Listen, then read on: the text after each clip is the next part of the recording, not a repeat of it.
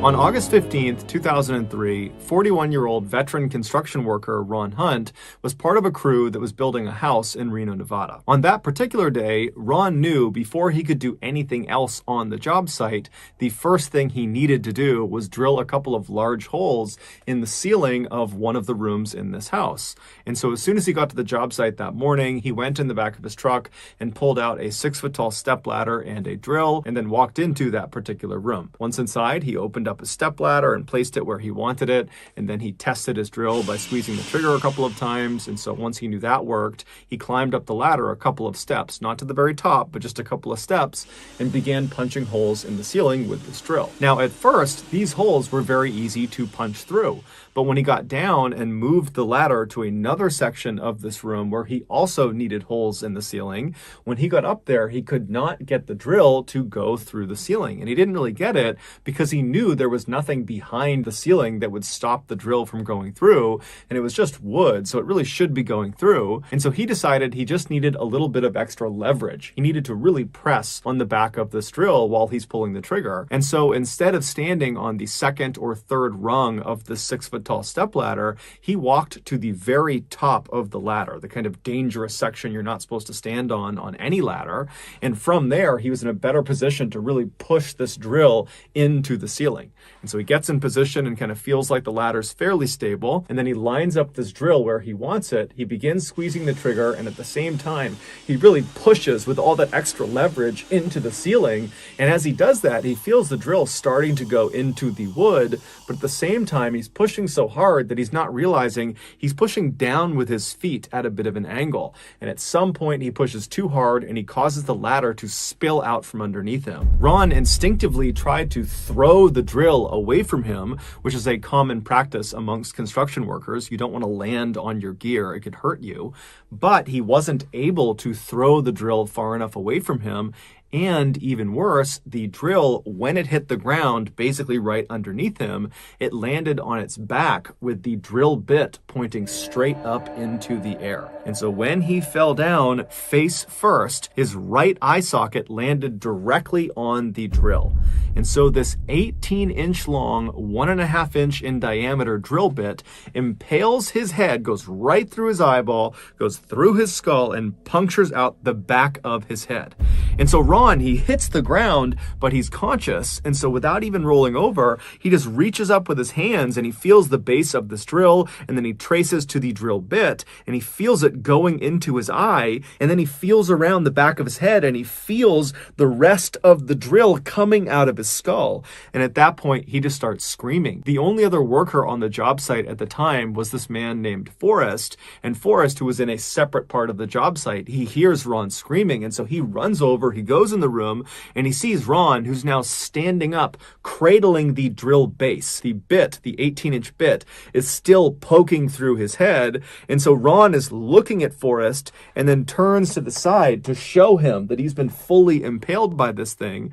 And Forrest is totally horrified at what he's seeing. He can't believe Ron is even alive. But then Forrest jumps into action. He rips his shirt off, runs over to Ron, and kind of wraps it around his head to try to control the bleeding a little bit. And then he tells Ron to stay where he is. And then Forrest ran out of the job site, ran about 1,000 feet away to the nearest house, and he was able to use their phone to call paramedics. The paramedics arrive in an ambulance a few minutes later, and they find Ron sitting next to Forrest, just with this drill still in his face. Ron is very obviously in shock because he's not making any sound. He's totally conscious, but he's just kind of staring blankly, holding on to this thing. And so the paramedics, they go over and they detach the drill base from the drill bit. So all that's left is the actual 18-inch rod that's been pushed through his head. And then they take Ron via ambulance to a local hospital. And from there, they actually fly him in a helicopter to a bigger hospital that can handle this kind of injury. And so when he arrives at this larger hospital, they rush him immediately to the operating room. And at first, the surgeons attempted to cut off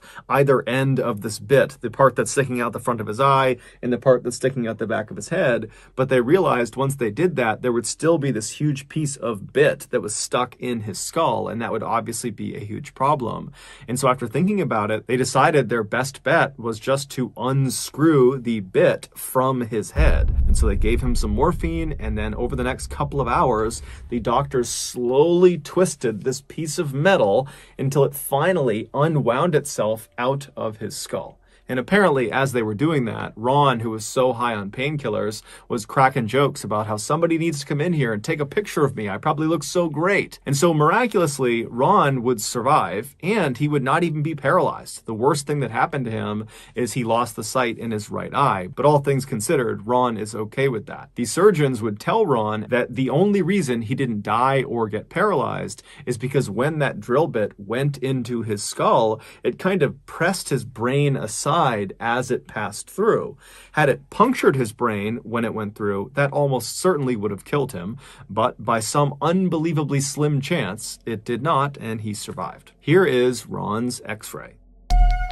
In 2009, 15-year-old Christina Grimmie finally caved and made her own YouTube channel. For years, her friends and family had been begging her to do this because Christina had this incredible singing voice that they wanted the world to hear, but Christina had always been hesitant because she was a bit of an introvert. But that year, Christina was feeling more outgoing, and so she took the plunge, she makes this channel, and in July of that year, she uploads her first 2 songs. They were both cover songs, and she was really proud of them, but when she uploaded them, they didn't get very many views. And so Christina probably was not very excited about making more videos. But a month later, she found herself really enjoying the song Party in the USA by Miley Cyrus.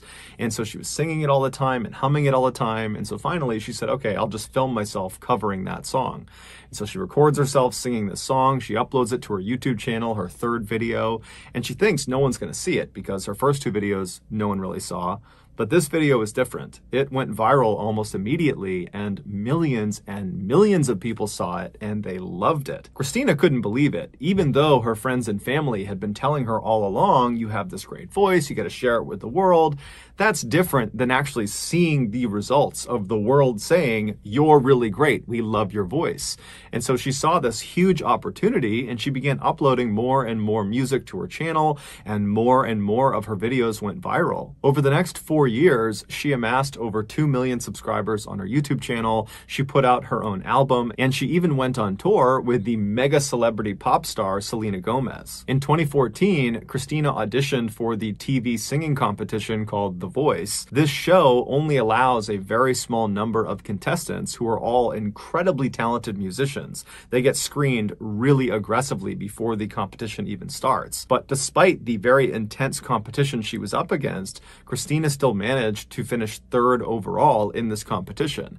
Now, she might have been a little bit let down that she didn't finish 1st, but that show did wonders for her career because the judges of this competition were mega celebrity musicians, and every time Christina was on TV doing her performance for the competition, the judges would be raving about how talented she was, and that even if she doesn't win this competition, someone's going to sign her. She's so incredible. And then sure enough, shortly after that competition ended, Christina was signed to a major record label. But despite being considered a star by the masses, Christina still very much viewed herself as being a YouTuber first, which meant despite her mainstream popularity and fame, she continued to upload songs and vlogs to her YouTube channel because she wanted to stay connected to her fans. YouTubers often upload videos that appear very amateur, like not professionally produced. It almost looks like anybody could have picked up their phone and filmed that video. And YouTubers tend to be very candid and show their personality in their videos. And so it makes YouTubers, especially these really popular ones, seem very real and raw and relatable. Unlike traditional celebrities that are kind of outside of society, living in their mansions, living a totally elite and different lifestyle. YouTubers feel like they're your friends. And this was definitely the case with Christina. On her videos, she came off as very humble and gracious and kind and friendly, and so her fans truly adored her. By June of 2016, Christina was still growing in popularity when she was asked to be the opening act for this concert in Orlando, Florida that was happening later that month. She agreed, and then on the day of the concert, which was June 10th, she posted to her social media this kind of shout out to all of her fans saying, hey, if you're in the Orlando, Florida area, come out to my show. And then after the show, I'm going to stick around and sign autographs and meet you guys. That night, the venue where this concert was happening was jam-packed, and most of the people were there for Christina, not the main act. And so Christina, she goes on stage, she has this incredible performance, the main act goes on stage, and then around 10 p.m., the concert ends, at which point Christina comes back out from behind stage and went right out into the crowd and began meeting her fans and hugging them and signing autographs and taking pictures. And then at 10:24 p.m., a man who was a fan of Christina's walked down from the back of the venue and kind of awkwardly gestured that he kind of wanted to get a hug. And Christina saw that, and so she smiled and she walked up to him. She opened her arms to give him a big hug. And when she got just a couple of feet away from him, he drew a pistol and he fired 4 shots into her head and into her body. Christina's brother, Mark, he was standing right nearby and he saw the attack. And so he tackled the shooter and he was trying to get control of this guy. But at some point, the shooter managed to wriggle free, and then he stood up and he kind of walked backwards until he was literally up against this wall looking at the sea of people that are totally horrified. People are screaming and running and no one knows what he's going to do next. And then the shooter just raises the gun, puts it to his head, and pulls the trigger. There were people in the audience who were medically trained who rushed over to Christina and they began performing CPR on her, but there really wasn't anything anyone could do. She would die that night at the hospital. Her killer was a 27-year-old man named Kevin Loibel. He, like many people, had become a Christina superfan, but his infatuation with her became a totally unhealthy obsession. And when it eventually dawned on him that he most likely would never have a romantic relationship with Christina, he came to the conclusion that if I can't have her, no one can have her. And so when Christina put that post out on social media asking people to come to Orlando to see her show and meet her after the show, he took that as an opportunity to go kill her. And so he lived in St. Petersburg, Florida, which is 120 miles away. And so he sees this post on social media. He grabs his 2 pistols, some extra ammunition. He gets a large hunting knife, and then he calls a cab. The cab drives him 120 miles northeast to Orlando, Florida. And then he gets into the venue with his weaponry because there weren't metal detectors and no one was frisking people as they came inside. And so he was in the back of the venue during the show. And then when it was over, he kind of lingered back, allowing other fans to go up and, kind of mob Christina. And then when there was a lull and there were less people down there with her, he strode right down the aisle and he ended her life. Here is a photo of Kevin standing in the back of this venue just moments before the show came to an end.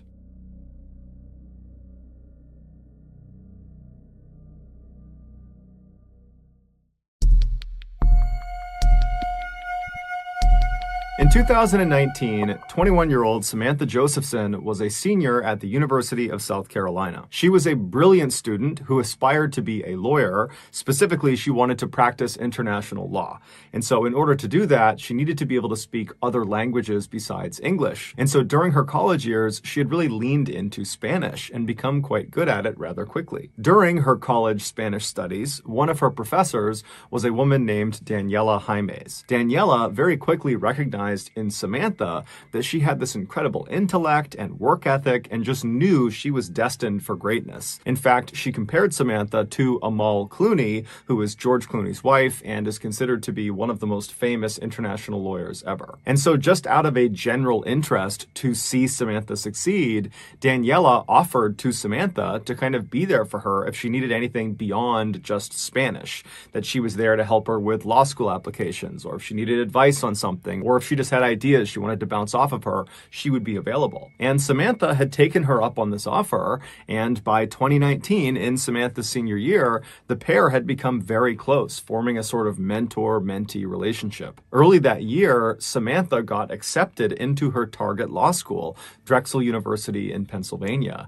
And so after telling her mother and father, Samantha ran to Daniela's office to tell her mentor the great news. And the two hugged and laughed and celebrated right there in the office. It was clear that everything was falling into place for Samantha, and Daniela was just very, very proud of her. A few weeks later, on March 29th, Samantha decided to go out with her friends for some drinks. Now, Samantha normally spent a lot of her time studying, even on the weekends, but since she was about a month away from graduation and she was already accepted to law school and really didn't have that much work since it was the end of the year anyways, she decided she could cut loose for that weekend. So she, along with her friends, head out to this downtown area called Five Points, which is right near the University of South Carolina, and it's an area that's full of shops and restaurants and bars, so on the weekends it is packed with college students. Samantha and her friends hop from bar to bar, they're having a great time, and then around 2 a.m. the group found themselves in a bar called Bird Dog, and while they were there, because it was so crowded, the group of friends got separated. Now, initially, the friends were trying to reconnect with each other through texts and phone calls, but they were just really struggling to locate each other, and kind of in the middle of all that, Samantha decided that she was just too tired and didn't really feel like staying out any longer, and so she texted her friends and let them know that she was going to head back to her room. So Samantha leaves the Bird Dog bar on her own, she hops in an Uber, and she starts driving back towards her campus. Several hours later, after all of Samantha's friends had also finally gone home and then woke up that following morning, they realized Samantha was not in her room, and so they called her, she didn't pick up, they started asking around to other friends who might know where she was, but no one did, and so pretty quickly, Samantha's friends were very, very worried about her because the last they had seen her, she was leaving the bar on her own, and so they were really worried something might have happened to her, and so by 1:30 p.m. that day, on that Saturday, the day after they had gone out, they called the police and reported her missing. At the same time that Samantha was reported missing, there were these two men who were in their mid-20s that were located 70 miles to the east of the University of South Carolina. They were out in this forest and they were hunting for turkeys. Earlier that day, these two men, whose names were Anders and Ryan, they had had no luck actually finding these birds, and so they were getting frustrated, and so by the afternoon, they had split up and were kind of combing this forest on their own to see if they would have more luck solo. And so Ryan, he posted up next to their truck, which was parked on this dirt road that was butted up against the edge of this big forest, and Ryan, with his binoculars, was scanning out across this field that butted up against the tree line of the forest, and he was kind of scanning the tree line, but he still was having no luck finding any turkeys. And then Anders, he actually had walked into that forest, which was right next to Ryan, and he was just kind of walking around looking for the birds as well, but he too was still having no luck. And so around 4:30 p.m., Anders, who's the one in the forest, he finally is just ready to admit defeat and leave empty-handed. And so he turns around and begins walking out of the forest in the direction of Ryan. And so at this point, he's maybe 100 or 200 feet away from Ryan, but the trees are very thick and they can't really see each other. And so Anders is just kind of walking in that direction. He's not looking for birds anymore, so he's not scouting around. He's just kind of looking straight ahead. And as he's walking, something catches his eye off to the left behind some trees. It was pretty far away, but he instinctively turned and looked, and he couldn't really tell what it was. It wasn't a turkey, but it wasn't anything that should have been in the forest. And so he decided he would go get a better look. And so he turned away from Ryan and went left and started cutting through the trees. And he kept walking until his view of this thing was no longer obscured by trees. And when he got a full look at this thing that had caught his attention, he stopped where he was. He yelled for Ryan, who couldn't see him, but he yelled for him to come into the woods and look at this. And as Ryan is running into the forest to see what's going on, Anders is pulling his phone out and calling the police. When the police finally show up, they find Anders and Ryan, and they're very shaken up, and they're sitting on the back of their truck on that dirt road where Ryan had been. And so the police pull up to them, they speak to them and get directions of how to get to what they saw inside of the forest. And then the police officers walk into the forest, they follow the directions, and before long, they're looking down at Samantha. 14 hours before her body was discovered, Samantha left the Bird Dog bar and walked out front where there's lots of other students, and she walked to this corner of this road right in front of her, and she hailed an Uber. And then the Uber car pulls up, she hops inside, and then the car backs up and drives away. Except that was not an Uber car. That was a car driven by a 24-year-old named Nathaniel Rowland, who was not an Uber driver. He was a guy who had been driving around 5 Points all night, presumably to try to trick people into getting into his vehicle, believing it was an Uber. And finally, his plan had worked. He had pulled in right in front of Samantha. She thought it was her car. She climbed in without question. And then once she was inside, she couldn't get out again because the doors were child locked. There was no way to open them unless they were opened from the outside. Now, initially, Samantha wouldn't have noticed this. She just sat in the back seat. The car backed up. It started driving, except it didn't drive towards her campus. It drove the opposite direction. And the drive from this bar to the campus was only a couple of minutes long. And so even if she wasn't really paying attention, she would have recognized fairly quickly they were going the wrong way because, again, she's expecting to get dropped off within a couple of minutes. Now, we don't know what actually happened inside that car in terms of how Samantha actually handled this realization that he was taking her the wrong way. We don't know if she confronted him. We don't know if she tried to open the door and then realized it was child locked. We just don't know. All we know is that Nathaniel drove Samantha to some isolated area, most likely 70 miles to the east, near that forested area where her body was found. And then once he parked wherever he was, Nathaniel pulled out a knife and then leapt into the back seat of his car where Samantha was trapped, and he stabbed her 120 times. And then after he was finished stabbing her, it would take Samantha over 10 minutes to finally die. Within hours of dumping her body in the forest, Nathaniel was posting these normal posts on Facebook of him in front of his car and regular status updates, and he was having very normal interactions with his family and his friends, as if he was completely unaffected by this horrible crime he had just committed. Nathaniel was arrested within 24 hours of the discovery of Samantha's body. While he never offered any motive for the crime, it's believed he simply decided that night he was going to go kill someone.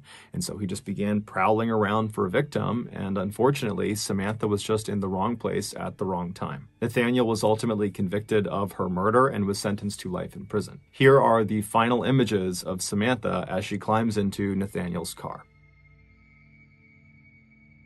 On the morning of Monday, March 24th, 1986, 46-year-old Julie Williams finished up getting ready for work in her bedroom in Mesa, Arizona.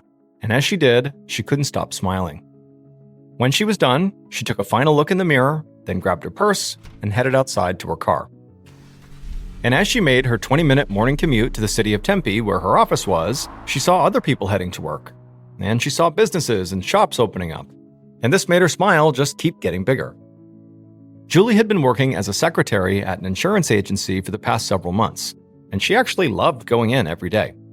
It wasn't that she always dreamed of working in insurance or anything like that, but for the first time in years, Julie had started to feel a real sense of purpose and peace at her job. Because Julie had dedicated most of her life to this point to being a mother to her 3 daughters. She'd stayed at home in California, where she'd lived while the girls were growing up. She stayed home so she could look after them and cook them dinners and just be there for them all the time and give them the best life they possibly could have. Julie's daughters were everything to her. Now, Julie would not have traded that time with her daughters for anything in the world. She didn't regret it at all. But now, her daughters were grown up. They were married and even beginning families of their own. Once all 3 of them had officially moved out of the house, Julie really struggled. She didn't really know how to live without them. It was like now that she was an empty nester, she didn't know what to do. And to make matters worse, following her kids leaving, she and her husband got divorced. So she really was beginning to feel lost and alone. But Julie had decided she would just have to make some major changes to basically save her life. And so she had moved from California to Arizona, where one of her daughters lived, and she had set out to start the next phase of her life, which she was determined to make a happy one. Just before 8 a.m., Julie turned off a road in Tempe and pulled into the parking lot of a large office building that housed several businesses, including the insurance company where she worked. She parked her car and headed to the front door. She pulled her magnetic ID badge out of her purse and swiped it across the card reader that was just to the side of the door.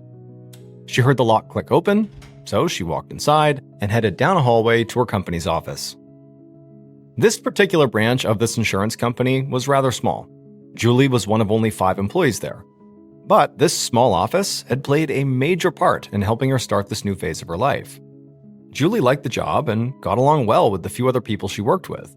But most importantly, working here had helped Julie realize she could be independent and that she could have goals for herself that had nothing to do with taking care of other people. And this realization had already inspired Julie to do other things on her own. She'd started making new friends and going out with them on the weekends, and she'd become an active member in her church. Inside the office, Julie said hello to a couple of the other employees who'd also just arrived. And at some point, one of her coworkers, named Deborah Grisham, waved to her and came over. And the two women began chatting about their weekends as they headed to the break room to put on a pot of coffee before beginning the workday. But just a few minutes later, Julie's coworker, Deborah, rushed out of the break room with a concerned look on her face. She saw Julie running down a hallway, and she called after her if Julie needed help. But Julie didn't respond. The other three employees saw and heard Deborah calling out, and they immediately got up from their desks and came over to see what was going on. But Deborah just shook her head like she didn't even understand what was happening. She said that she and Julie were talking in the break room making coffee, and then all of a sudden, Julie said she felt sick and dizzy and just took off running down the hallway towards the bathroom. Deborah said Julie looked really bad, like something was genuinely wrong with her. From the hallway, Deborah continued to call out to Julie to see if she needed anything, but she didn't get any response. So she and another female employee went into the women's bathroom. And when they stepped inside, they immediately began to panic. Because through the crack under one of the bathroom stall doors, they could clearly see Julie slumped over on the floor. Immediately, Deborah and the other woman ran to the stall, but they couldn't get it open. And so the other employee, so not Deborah, she dropped to the floor and crawled under the bathroom stall door. And when she actually got a good look at Julie, she immediately shouted to Deborah to call 911.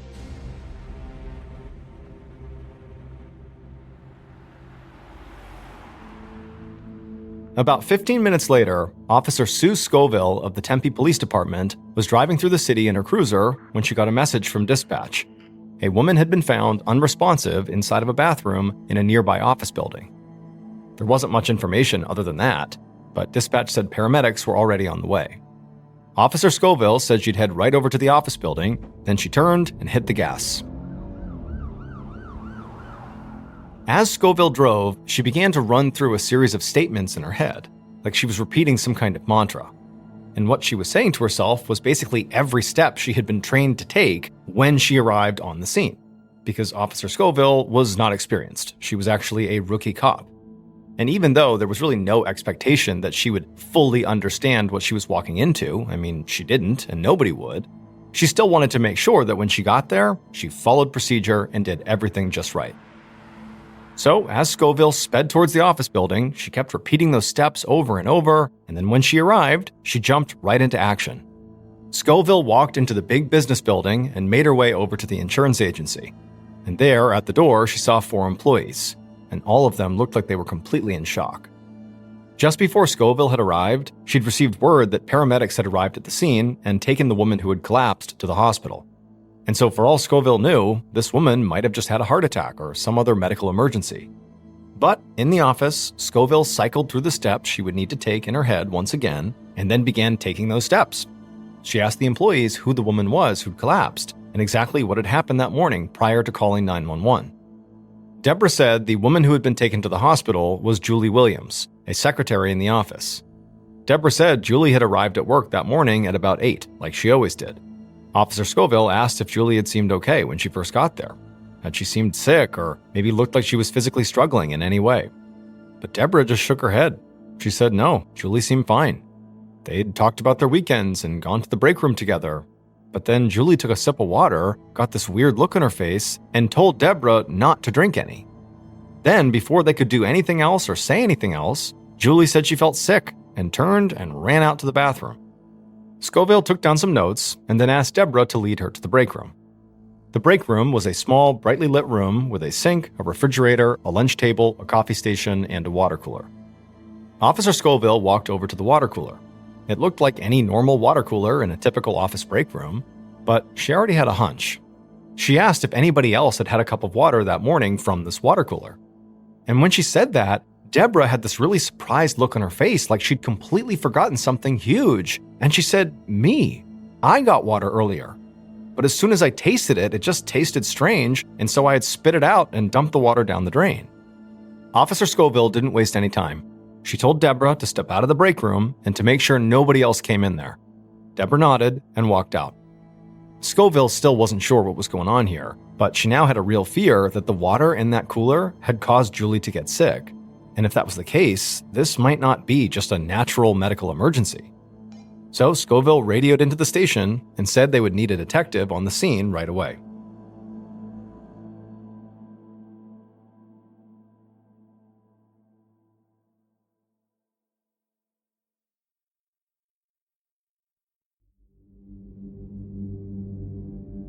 Later that morning, veteran detective Mike Palmer of the Tempe Police Department walked into the insurance agency and immediately met with Officer Scoville. In his 8 years as a detective, Palmer had gotten this reputation on the force for having what they called a sixth sense. He could just tell when something was off. Other police officers said he could arrive at a scene and see things that nobody else could see, like an entire crime would just come to him in a vision. Now, Detective Palmer kind of laughed off claims like that. As far as he was concerned, the sixth sense people talked about was just him being hyper-observant and trying to ask the right questions. He told Scoville that he had called the hospital before he left the station, and he learned that Julie Williams, their victim, was in a coma. And based on an MRI and CAT scan, doctors already feared she would never wake up. They said she had gone into cardiac arrest and suffered brain damage, but at this point, they still didn't know what the cause was. Scoville told Detective Palmer all the details she had gotten from Julie's coworker, Deborah. She told him that Julie had supposedly gotten a drink from the water cooler right before she passed out. And before that, Deborah had apparently tried the water, basically barely sipped it, but said it tasted funny and had just spit it out right away. Palmer put on a pair of gloves, and he and Officer Scoville headed to the break room. Palmer grabbed a cup and he filled it from the water cooler, and the smell immediately hit him. He told Scoville that her hunch about the water being bad was definitely right, because he said this cup of water had a distinct almond smell. He would need to bring a forensics team in and get the crime lab to run tests to be sure, but he was confident that that smell could only mean one thing.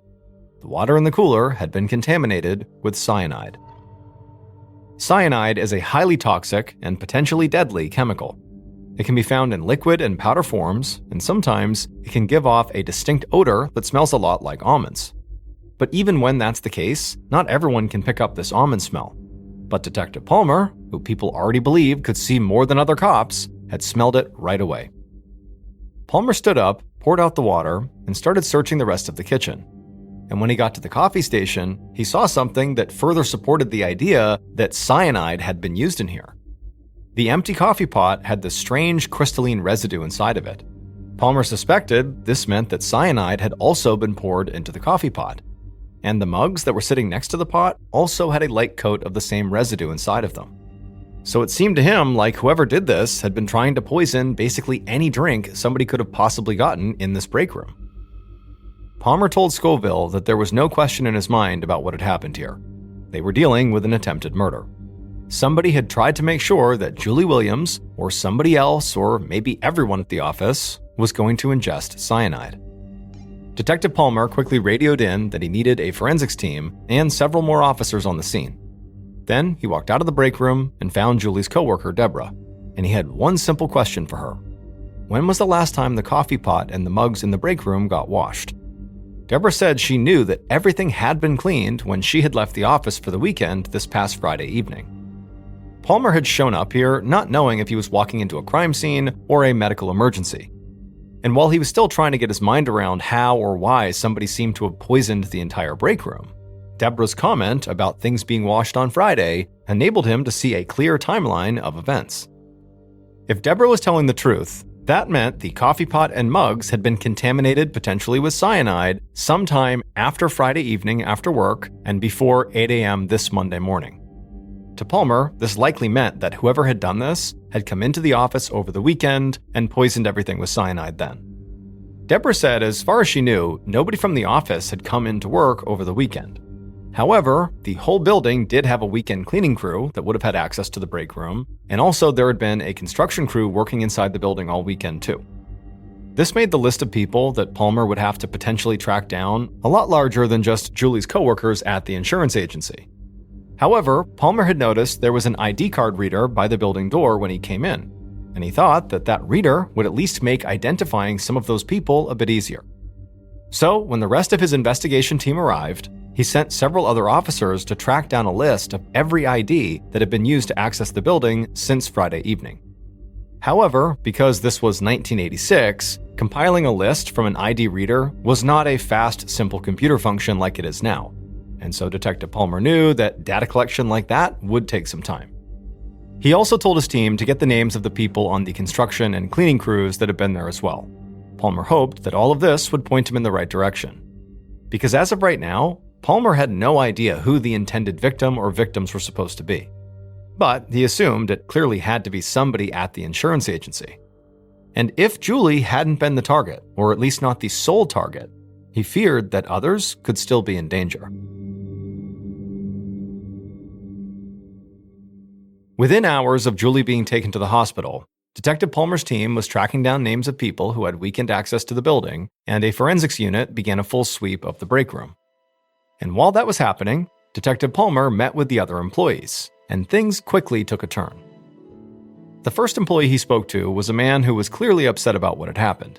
He said he just didn't understand, because everybody loved Julie. She was like a nice mom who looked out for everyone else. But when Palmer approached the desk of a 29-year-old woman named Diane Harry, she did not look upset. Standing next to her was a man who she would say was her husband, Lewis, and apparently after she had found out what happened to Julie, she had called him, and Lewis had rushed right over to be with her. Palmer understood that, but from his perspective, it just seemed like Diane and Lewis appeared to be in a total panic, like as if they were the ones who had been poisoned. And so Palmer asked them, hey, why are you guys this upset? What's going on here? And Diane at that point would chime in and say, actually, that's an easy question to answer, because she believed somebody was actually trying to kill her. This surprised Detective Palmer, so he actually took a seat near Diane's desk and said, okay, what do you mean by that? And Diane said that both she and her husband Lewis were being threatened by a very dangerous man. And so Palmer asked them to please tell him everything they could about this man. Diane immediately shot a look over at Lewis. He nodded, and in a low voice, he told Detective Palmer that this had all started a few months back, when a friend named Verbrae Wooten had come to him for help. He said this woman, Verbrae, had been in a relationship with a man named Roy Fitzpatrick. But when she'd broken things off with Roy, he got mad. Verbrae had tried to stay away from Roy, but he began stalking her. Verbrae was really scared of Roy and didn't know what to do. Lewis had told her she needed to go to the police, tell them what was happening, and at the very least get a court injunction that would legally force Roy to stay away from her. Verbrae followed Lewis's advice, and Lewis said he had hoped that that would be the end of it.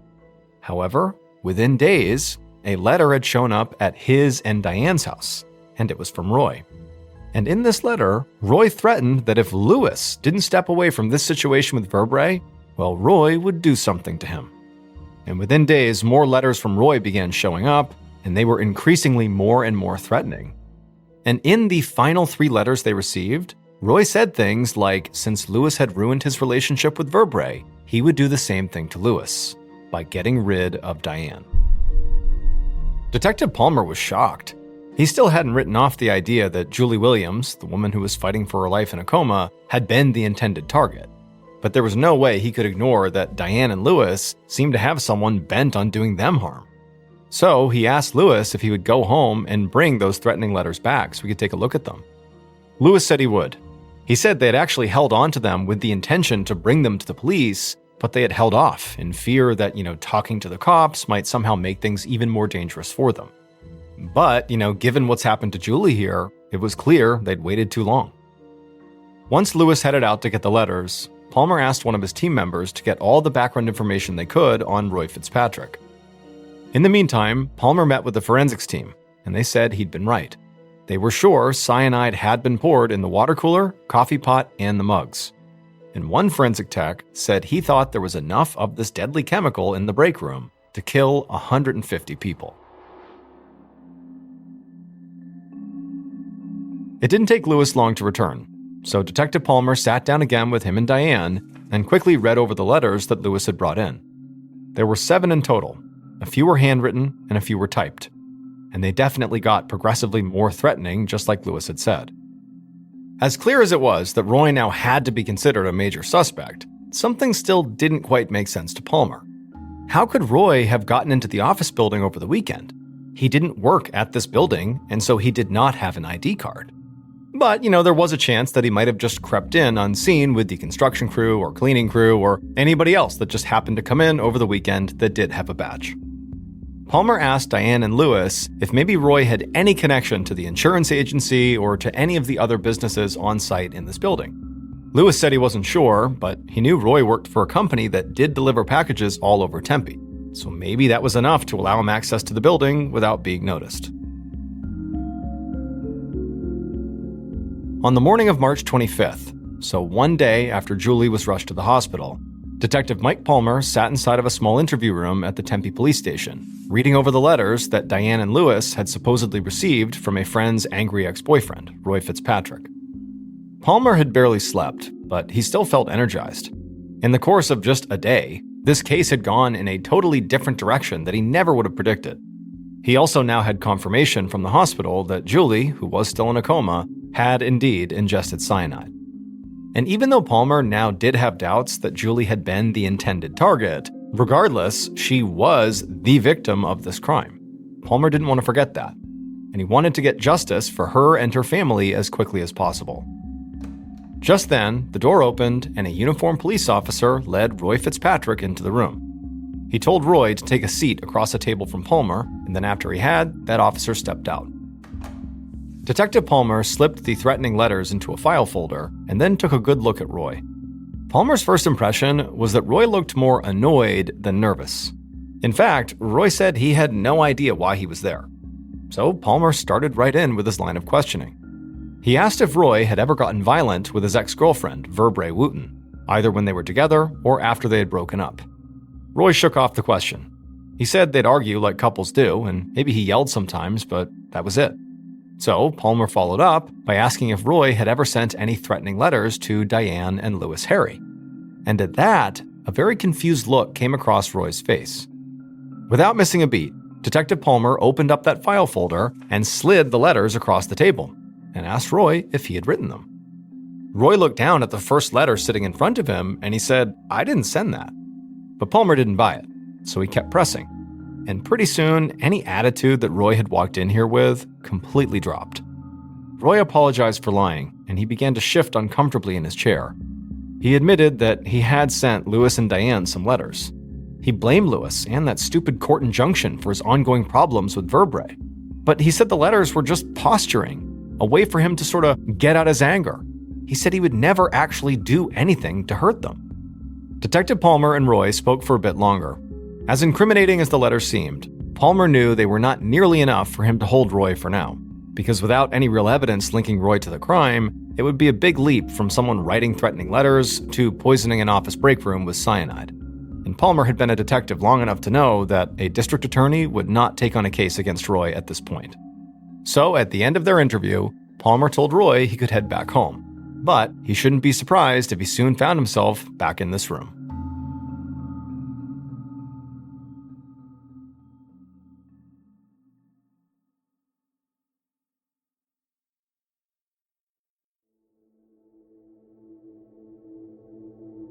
Following the interview with Roy, Detective Palmer called the hospital, hoping against hope that they might have some good news about Julie.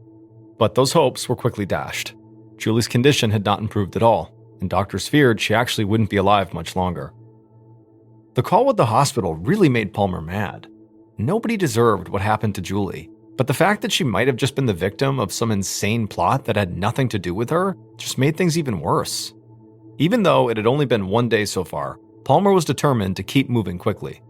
He sent members of his team to keep pressing building security for the names of the people who'd swiped their ID badges at the building over the weekend, and he sent others to start interviewing the construction and cleaning crews that had been there as well.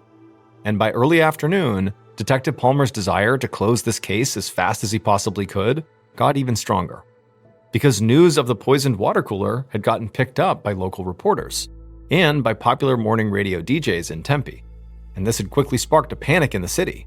People in every office with a water cooler wondered if their water could also be laced with cyanide. And Palmer knew rumors like that could lead to chaos if they didn't get quashed fast.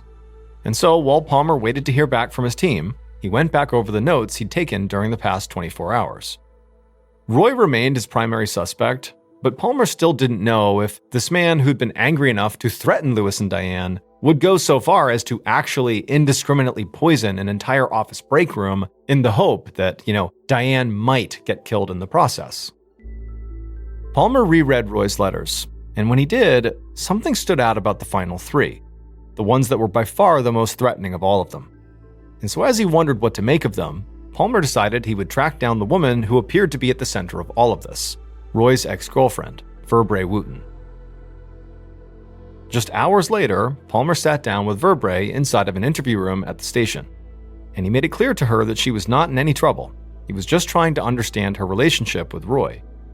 And Verbrae said a lot of the same things that Diane and Lewis had said, that she and Roy dated seriously for a while, but when she broke it off, Roy started harassing and threatening her. And she regretted that, she knew she played a role in getting Lewis and Diane dragged into it as well, because she was pretty sure Roy had begun stalking both of them.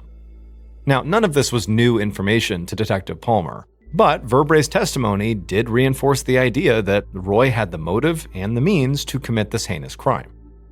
But before Palmer wrapped up the interview, Verbrae said something that Palmer couldn't ignore, and it set his mind racing. And within minutes, just from this small piece of information, Detective Palmer thought he knew exactly how the break room poisoning had gone down. This was one of those moments that led other cops to believe Palmer possessed that sixth sense. Detective Palmer let Verbrae go and hurried back to his desk to continue to look over his notes. Now, despite what his colleagues might think, Palmer would never assume his hunch on something was 100% correct without hard evidence to back it up. But right now, even though he did feel really strongly that he had a hunch how this went, all he could do was wait, because that hard evidence he needed wasn't something he could just get on his own. Late in the afternoon on the following day, March 26th, Detective Palmer was at the station working the case, as he'd done for almost 48 hours straight, when a member of his investigative team rushed in and headed straight for him. The officer handed Palmer several sheets of paper and said that they were the record of all the badges that had been swiped to open up the building from past Friday evening until Monday morning, right before Julie was rushed to the hospital. There were a lot of names, but Palmer immediately began scanning over the pages, and quickly, he found exactly what he was looking for. Palmer rallied his team and said the information about the IDs almost sealed the case in his mind. But there were a couple more pieces of evidence he was sure were out there that would make their case airtight.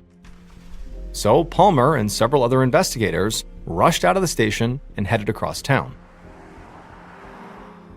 They arrived at a small office, and Palmer and his team combed through all of it, hoping to find those final pieces of evidence. As Palmer rifled through a bookcase, he found a notepad. He picked it up, flipped through the pages, and then shouted for his team that he had found one of the things they had come for. A few minutes later, one of Palmer's investigators crouched down on the floor and began digging through a trash can, and he suddenly froze. This officer completely trusted Detective Palmer's instincts, but he still couldn't believe he had found this object just sitting in the trash. He grabbed it in his gloved hand, stood up, and held it up for Palmer to see. And for the first time in 2 days, Palmer felt like he could finally just take a breath. Because between the ID badge report, the notepad in Palmer's hand, and now this object the other officer had found in the trash, Detective Palmer didn't just know what happened to Julie Williams. He knew what happened, and he had evidence to back it up. And just as Palmer was getting ready to move in on a suspect, he got word that Julie had passed away. So now he had a murder case on his hands, not just an attempted murder.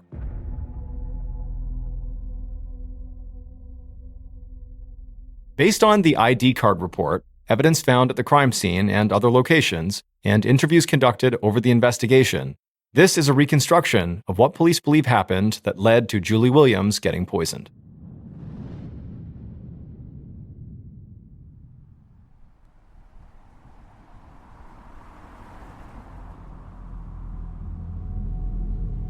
Just after 10 a.m. on Saturday, March 22, 1986, 2 days before Julie was rushed to the hospital, the killer drove slowly through the streets of Tempe, Arizona. The killer wanted to make sure they didn't speed or do anything that might attract attention, because sitting in the passenger seat was what appeared to be a nondescript cardboard box, but inside, it held a container of cyanide. The killer pulled into the parking lot and cut the engine, but they didn't move. Instead, they scanned the exterior of the office building right in front of them. But all they saw were a couple of construction workers taking a break outside. So basically nobody was around. The killer took a steadying breath, then climbed out of the car, walked around to the passenger side, and grabbed the cardboard box. With the box, they headed to the front door of the building, making sure not to rush. If those construction workers or anybody else saw them, they didn't want to stand out in any way. The killer reached the front door and swiped an ID card over the reader. The door unlocked, and the killer made their way inside and down the hallway to the insurance agency. When they stepped inside the insurance office, the killer looked around, making sure nobody was there. But it was all clear. So the killer went to the break room and put the box down on the floor right near the water cooler. Then they grabbed the large water bottle on top of the cooler, trying hard not to spill any water or make any kind of mess, and they managed to turn the large open bottle over and set it on its base on the floor without spilling any. Then, they carefully opened up the cardboard box and pulled out a large, unmarked plastic bottle. They unscrewed the cap and then grabbed a scooper they had brought out of the box and used it to begin to scoop up the powdered cyanide from that bottle and dump it into the water bottle. They used far more cyanide than they figured they would need to kill someone, but they didn't want to take any chances. Finally, when they were done, they carefully picked up that big water bottle, now laced with tons of cyanide. They raised it up, flipped it over, and put it back on its spot atop the water cooler, again without spilling any water. The killer exhaled. They'd gotten through what was by far the hardest part of their plan. But they still needed to move quickly and get the rest done and get out of that building as quick as they could before anybody saw them. So the killer carried the cyanide bottle across the break room and set it down near the sink. Then they grabbed the clean coffee pot as well as some clean coffee mugs, and they sprinkled more cyanide into all of them. Once the job was done, the killer left the coffee pot and the mugs by the coffee machine, put the cyanide bottle back in the cardboard box, scooped it up, and now at this point they just wanted to get out of there, so they just ran out of the building back to their car. A few minutes later, the killer arrived back at their house. There, they hid the box until they could discard of it later, and they also slipped their spouse's ID badge back where they had taken it from without their spouse ever knowing it was gone. Diane Harry, Julie's coworker, had been absolutely right when she told Detective Palmer that she, not Julie, had likely been the intended target of the cyanide poisoning. But it would turn out it was not Roy Fitzpatrick, the man who Diane thought wanted to kill her, who had actually done the poisoning. Instead, it had been Diane's own husband, Louis. It turned out Roy's ex-girlfriend, Verbrae, was not just a friend of Louis's. She was his lover. In fact, they'd been having a secret affair for months when she'd filed the court injunction against Roy. And Louis had been the catalyst behind that decision, hoping it would finally get Roy out of the picture for good. But when Roy began sending those threatening letters, Louis saw a huge opportunity. Investigators believe that Louis wanted out of his marriage, but he didn't want to deal with the hassle and financial burden of a divorce. So he thought he could just murder Diane and frame Roy for it, using those threatening letters as evidence. But it was actually those 7 letters that initially led Detective Palmer to question if Roy really was the man behind the crime that killed Julie. Because those letters were a mix of handwritten and also typed letters. And the final 3, the ones where Roy allegedly started threatening to actually kill Diane, were all typed. So there was no way to prove they'd actually been written by Roy. Roy admitted he had sent letters to Louis and Diane, but he said he had only written 4 of them, and he had only written them by hand. He had not typed any letters. Now, Palmer was not willing to just accept Roy at his word, but he didn't ignore the fact that maybe somebody else had typed and then delivered those final 3 letters, sort of framing Roy. With that in mind, Detective Palmer brought Verbrae in for questioning. And while most of what she said pointed the finger at Roy, there was one thing she told Palmer that helped completely change his mind about the case. Because she said that Louis was actually in the process of divorcing Diane, and that he was already talking to Verbrae about them getting married and starting a family together. But in truth, Louis had not started the divorce process at all, and Diane still truly believed that she and Louis were in a faithful, loving marriage. And the final pieces began to fall into place when Detective Palmer received the log of everyone who had used an ID to get into the office building over the weekend, because one of those ID cards belonged to Diane. But Palmer didn't think Diane was the culprit here. Instead, he saw this as further proof that Lewis was the man they were looking for. Clearly, he had used his wife's ID card to sneak into the building. And so when they searched Lewis's office where he worked, Palmer found a notepad, and it was filled with handwritten drafts of the final 3 typed threatening letters that focused on killing Diane. And then also, one of Palmer's investigators found something in Lewis's office trash can, and it was a receipt from a chemical company that appeared to be for the purchase of cyanide. During this whirlwind investigation, Detective Palmer also came to learn that Lewis had actually first attempted to murder his wife when they were at home by putting cyanide in her scotch. But when the amount of cyanide he used in her scotch just made Diane feel sick for a night, he completely rethought his plan, and he decided killing Diane at work would make it far easier for him to cast suspicion on Roy, even if it meant killing other people in the process. Lewis Harris was found guilty of first-degree murder as well as multiple counts of attempted murder. He was sentenced to life in prison with a chance of parole after 95 years.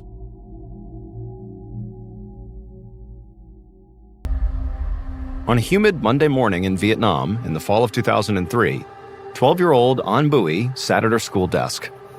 She was bent over her notebook working on a writing assignment when her left hand got sweaty and started cramping. She dropped her pencil to shake her hand out and noticed the pencil had blood on it. An looked down and saw a smear of blood across her palm, but she didn't remember cutting her hand on anything. She grabbed a tissue from her backpack and wiped off the blood. She thought maybe the pencil had given her a splinter, but she couldn't see a cut anywhere. And the red liquid on her palm definitely was not paint or some other substance. It was blood, and it seemed to have come out of nowhere. An didn't like it when people looked at her, so she threw the bloody tissue into her backpack before anybody noticed. She decided not to tell anyone what had happened. The blood must have just gotten on her hand at some point that morning, and she didn't notice. An figured whatever it was not worth worrying about. So she turned her attention back to the lesson and tried to put the strange moment out of her head. A few months later, An was reading at her desk, trying to ignore a headache. It was hot and muggy, which only made the headache worse. Her forehead was covered in sweat, and she felt a bead of moisture slide down her nose. She wiped it with the back of her hand, and as she did, she noticed a smear of blood. Her forehead was bleeding. An immediately looked down at her desk and let her hair fall around her face so nobody could see it. She tried to be inconspicuous as she touched her forehead, searching for a cut. The skin was unbroken, but there was more blood on her fingertips. And to make matters even stranger, there was a small pool of blood in her palm as well. She was stunned. Blood seemed to be seeping out of her hand and forehead for no reason. Then, An heard someone whispering behind her. She turned around and saw 2 of her classmates huddled together and pointing at her. Then another girl noticed and tapped the boy next to her on the shoulder. Within seconds, the whole class was gawking at her. An was mortified. She darted out of the room and down the hall to the bathroom. She made sure nobody else was inside.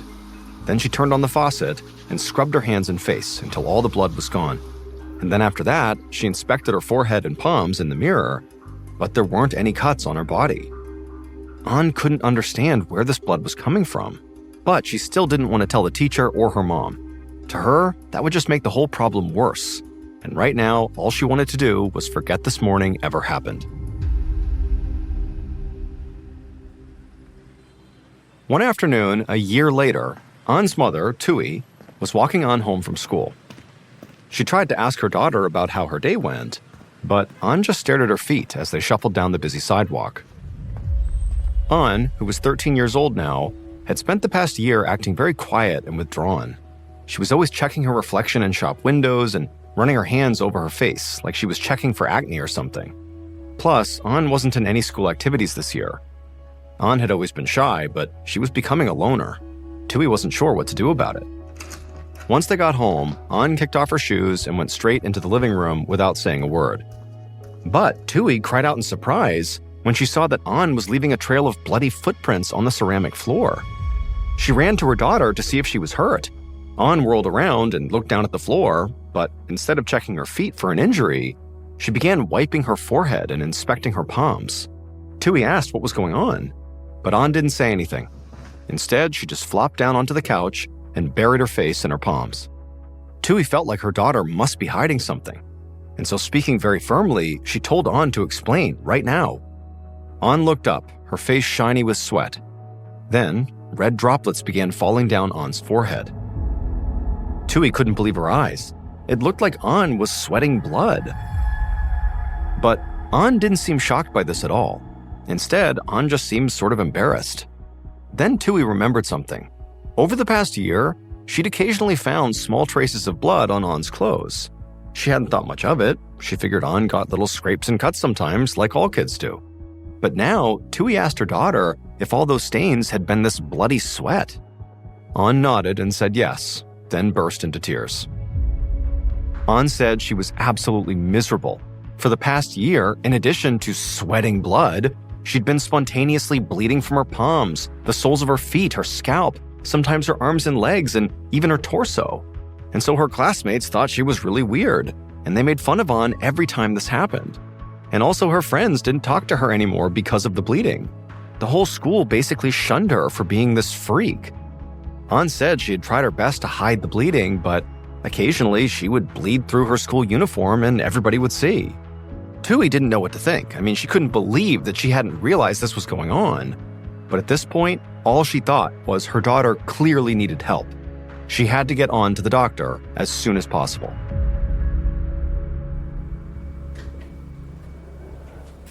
A few days later, a physician at the local hospital named Dr. Nai Nguyen stood in an exam room with An and Tui. As she inspected An's scalp, An explained how this spontaneous bleeding had basically made her a laughingstock at school and was ruining her life. Now, Dr. Nguyen could tell that An was clearly deeply distressed here. But far more pressing to the doctor were these symptoms. They were so confusing. Dr. Nguyen had never heard of anybody spontaneously bleeding from their extremities like this. It was totally alarming, and while Dr. Nguyen would never say this out loud, especially to An, it was a bit creepy too. The doctor was very cautious as she combed through An's hair, searching for cuts, scars, ulcers, anything that might explain the bleeding. But there was no markings of any kind on An's scalp or anywhere else on her body. And so after the exam, Dr. Nguyen peeled off her latex gloves and told Tui that she wanted to admit her daughter to the hospital to run some more tests. She would test An's blood to see if An had an underlying disease like anemia or a blood clotting problem, which might explain the sudden bleeding. She would also check for infectious disease. Whatever was wrong with An, Dr. Nguyen was confident that the lab work would show what was going on. But a few days later, Dr. Nguyen got the test results back. And An's blood work, her urine test, the chest x-ray Dr. Nguyen ordered, all of these tests came back normal. On paper, An was completely healthy. Even a malaria test came back negative. Dr. Nguyen couldn't find a single reason for An's bleeding. And unfortunately, even though An claimed to have bled at least a few times since being admitted to the hospital, Dr. Nguyen had never been present to witness the onset of the bleeding, which made Dr. Nguyen consider a different possibility. An said she often bled from her palms, feet, forehead, and torso. And while Dr. Nguyen was not Christian, she still knew these were the same locations on the body where, according to Christian doctrine, Jesus had bled from during his crucifixion. And according to some Christians, they believe these wounds can appear on others, like a holy marking. These markings, which mirrored the wounds from the nails in Jesus' hands and feet, the crown of thorns on his forehead, and the spear wound in his side, are known as stigmata. And so Dr. Nguyen began to wonder if An wasn't actually sick, but faking these stigmata-like wounds for religious reasons, or just for attention. An did say that everybody in school knew who she was now because of this bleeding, so she was getting lots of attention. She said they treated her like a freak, but Dr. Nguyen knew that attention seekers didn't always search for positive validation. Negative attention could feel just as rewarding. If An was faking this, that would also explain why An hid the condition from her mom for more than a year, and why no one at the hospital had actually seen An while she was actively bleeding. The blood always seemed to appear when she was alone, so doctors hadn't been able to determine where it was actually coming from. Dr. Nguyen realized this situation was going to be very tricky. An would almost certainly insist that her symptoms were real, and it would be up to Dr. Nguyen to figure out if she was lying or in genuine need of medical intervention.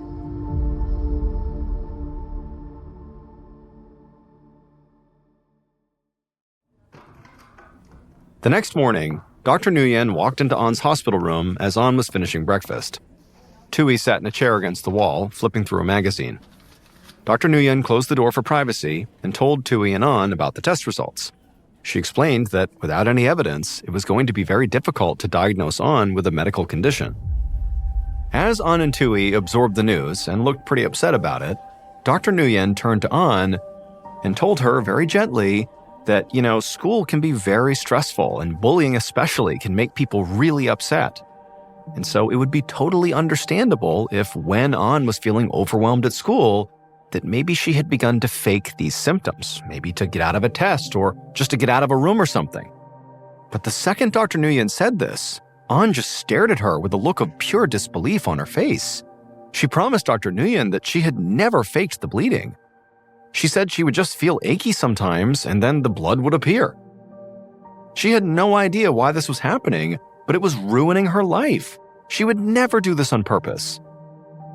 Now, Dr. Nguyen was expecting this reaction, and so in an attempt to catch An off guard, she just said, An, are you causing these wounds yourself to look like the stigmata? An and her mother exchanged very confused glances.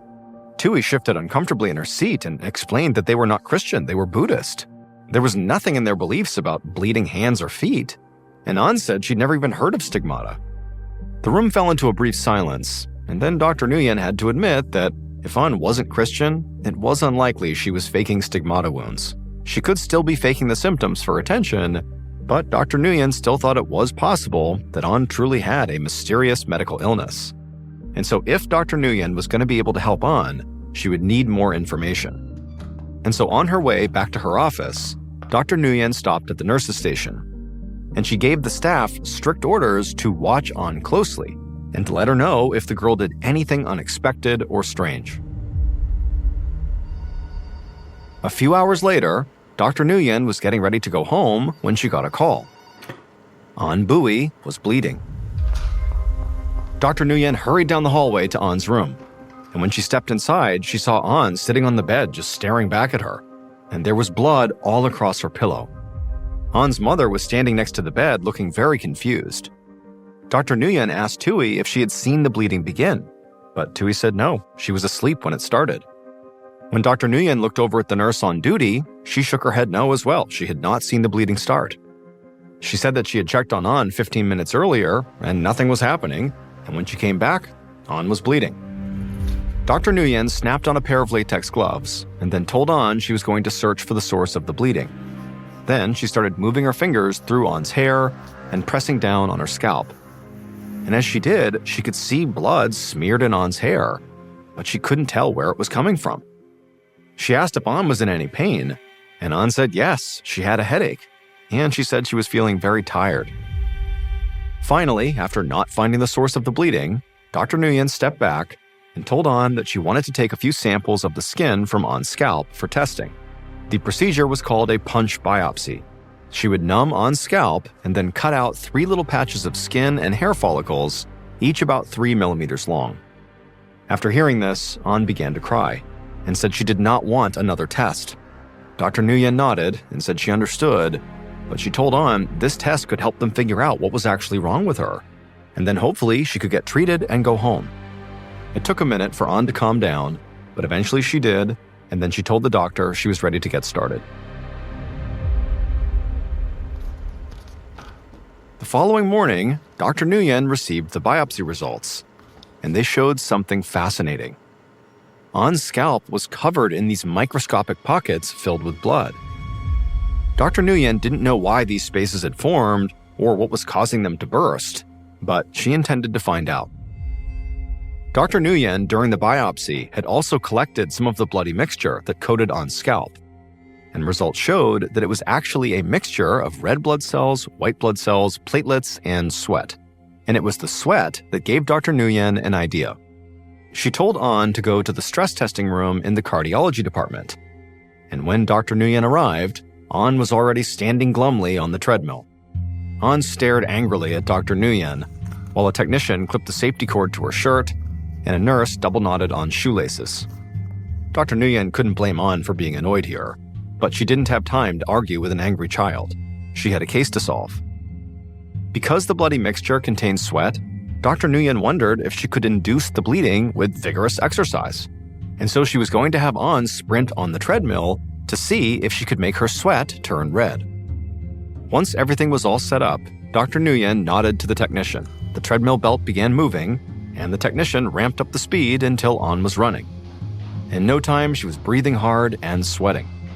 Except there wasn't any blood in the sweat. So Dr. Nguyen had the technician turn up the speed of the treadmill. As the belt moved faster, An struggled to keep up. Dr. Nguyen crossed her fingers, hoping that blood would appear on the girl's forehead. An's face grew pink and then beet red from the exertion. For a moment, Dr. Nguyen thought the blood was poking through An's skin, but then she realized An was just bright red from running so hard. Her sweat was still clear. Dr. Nguyen felt defeated as she told the tech to shut the treadmill down. Dr. Nguyen forced herself to smile. She told An she did great work, but she was secretly very frustrated. If a stress test didn't cause the bloody sweat, Dr. Nguyen didn't know what would, and so it made her turn back to her initial suspicion, that An might somehow be causing the bleeding herself.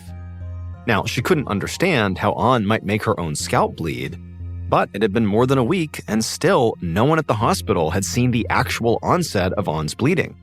Her own mom hadn't even seen it. And so if An was deceiving everybody, then Dr. Nguyen wanted to put an end to it, today. And so Dr. Nguyen pulled An's nurse aside and told her to sit by An's bedside overnight and to watch the child like a hawk. She told the nurse not to leave An alone, not even for a moment.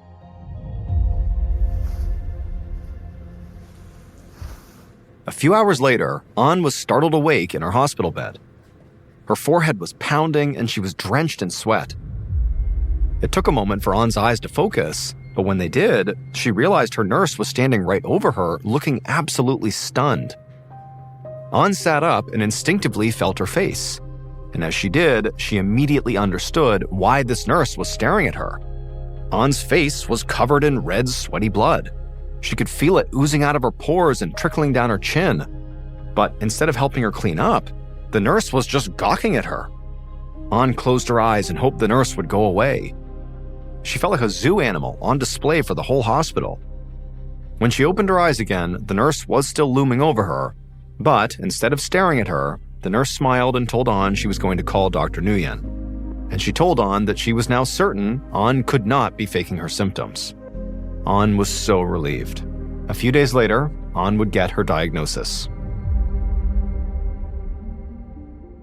Once An had begun bleeding in her sleep in full view of that nurse, Dr. Nguyen was convinced the bleeding truly was spontaneous. But she still didn't understand why it was happening. After thoroughly searching medical literature for cases of spontaneous bleeding from the hands, feet, and head, Dr. Nguyen eventually discovered a rare condition that matched An's presentation. Its scientific name is hematidrosis. Now, not much is known about hematidrosis, but it's a condition that causes tiny blood vessels in the skin to break open. The blood inside these vessels might get squeezed out through the sweat glands or leak into hair follicles, causing the patient to essentially sweat blood. Doctors don't know exactly what triggers hematidrosis, but they think it could be related to stress, like the fight-or-flight response. This condition has been reported only in a limited number of documented cases, making it difficult to study extensively. However, there are some historical reports of similar cases. Some scholars believe that many documented cases of stigmata throughout history were actually just misdiagnosed cases of hematidrosis, which technically would have made Dr. Nguyen's initial diagnosis correct. An was suffering from stigmata, but not for religious reasons. In fact, Dr. Nguyen never discovered what actually caused An's bleeding episodes. But she did find a way to cure them. Dr. Nguyen prescribed An lorazepam, a mild benzodiazepine commonly used to treat depression. It helped reduce An's anxiety, and after 2 months on the medication, the bleeding stopped.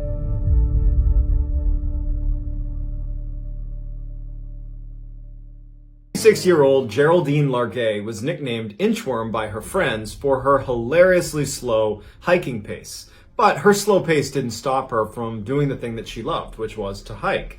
And in fact, on April 23rd, 2013, Geraldine, along with one of her close friends, Jane Lee, decided to embark on this nearly 1,000-mile-long hike through the Appalachian Trail. Geraldine's husband of 42 years, his name was George, he planned to drive ahead of the pair and meet them at prearranged spots along this 1,000-mile-long journey to give them supplies and would occasionally bring them to a motel so they could shower and sleep in a bed. By June 30th, so more than 2 months after they had started this journey, Jane finds out that she has a family emergency and she isn't able to continue this hike. Geraldine decided she was going to finish what she started on her own, despite the fact that realistically she hated hiking alone. She was very scared, frankly, of being out in the wilderness by herself, but she only had about 200 miles left, and so she figured, what the heck, I'll finish this thing out on my own. Later, Jane would tell investigators that when she left the trail to handle this family emergency, she felt like Geraldine was a little bit in over her head. She was someone that just didn't do well hiking on her own, and she still had 200 miles to go. But Jane just had too much going on in her life, and so she didn't stick around to try to convince Geraldine to come with her. Instead, she said, "Best of luck, Geraldine, and I'll see you at the end." So for the next 3 weeks, Geraldine carried on down the Appalachian Trail on her own. And by all accounts, it was going really well. She was checking in with her family and saying, this is the mile mark I'm at. And she was making all her rendezvous points with George to get resupplied and to go to the motel with him. And so everything was going great. Then on July 22nd, Geraldine would send a text message to her husband, George, saying that she thinks she's in some trouble and that she lost the trail and is now lost. And she would ask him to call the Appalachian Mountain Club and see if they had a trail maintainer that could come out and look for her and kind of get her back on track. The problem was Geraldine couldn't get these text messages to go through. There was very bad service where she was. So she begins to walk to higher ground to try to get a better cell phone signal. And so she goes up this hill and she repeatedly tries to send these text messages out to George to say, I'm lost and I need help, but none of them were going through. She would spend the whole night trying to send text messages from this mountain before finally putting her sleeping bag down and sleeping for the night. The next morning she got up and she sent another text message, this one a little bit more urgent, to her husband. She told him that she was lost since yesterday and was off the trail 3 or even 4 miles and that he should now call the police. But that message also failed. And so none of her messages over the past 24 hours have been sent out. And so nobody knows that she's lost. But at some point that day, she decides, I'm going to just put my phone away, save the battery life, and just wait, because I'm supposed to meet my husband today, and when I don't show up, he's going to call authorities, they're going to come looking for me, and everything will be fine. She leaves the mountain and finds this area underneath a couple of trees that had some pine needles on the ground. It was relatively soft. She set up her tent underneath these trees. She hangs a silver reflective blanket up over one of the trees to try to signal to helicopters or anybody flying overhead. She even began burning some bark to create a smoke signal, and she proceeded to wait. And sure enough, later that day, George, who's waiting at the rendezvous point for his wife, she doesn't show up, and he immediately contacts the authorities, who launch a huge search to go find Geraldine. Tragically, Geraldine was actually only about a mile, maybe 2 miles off of the trail. So she was not far from where she needed to be. But because it was so densely forested, she had no way of knowing that, and sound didn't travel very well.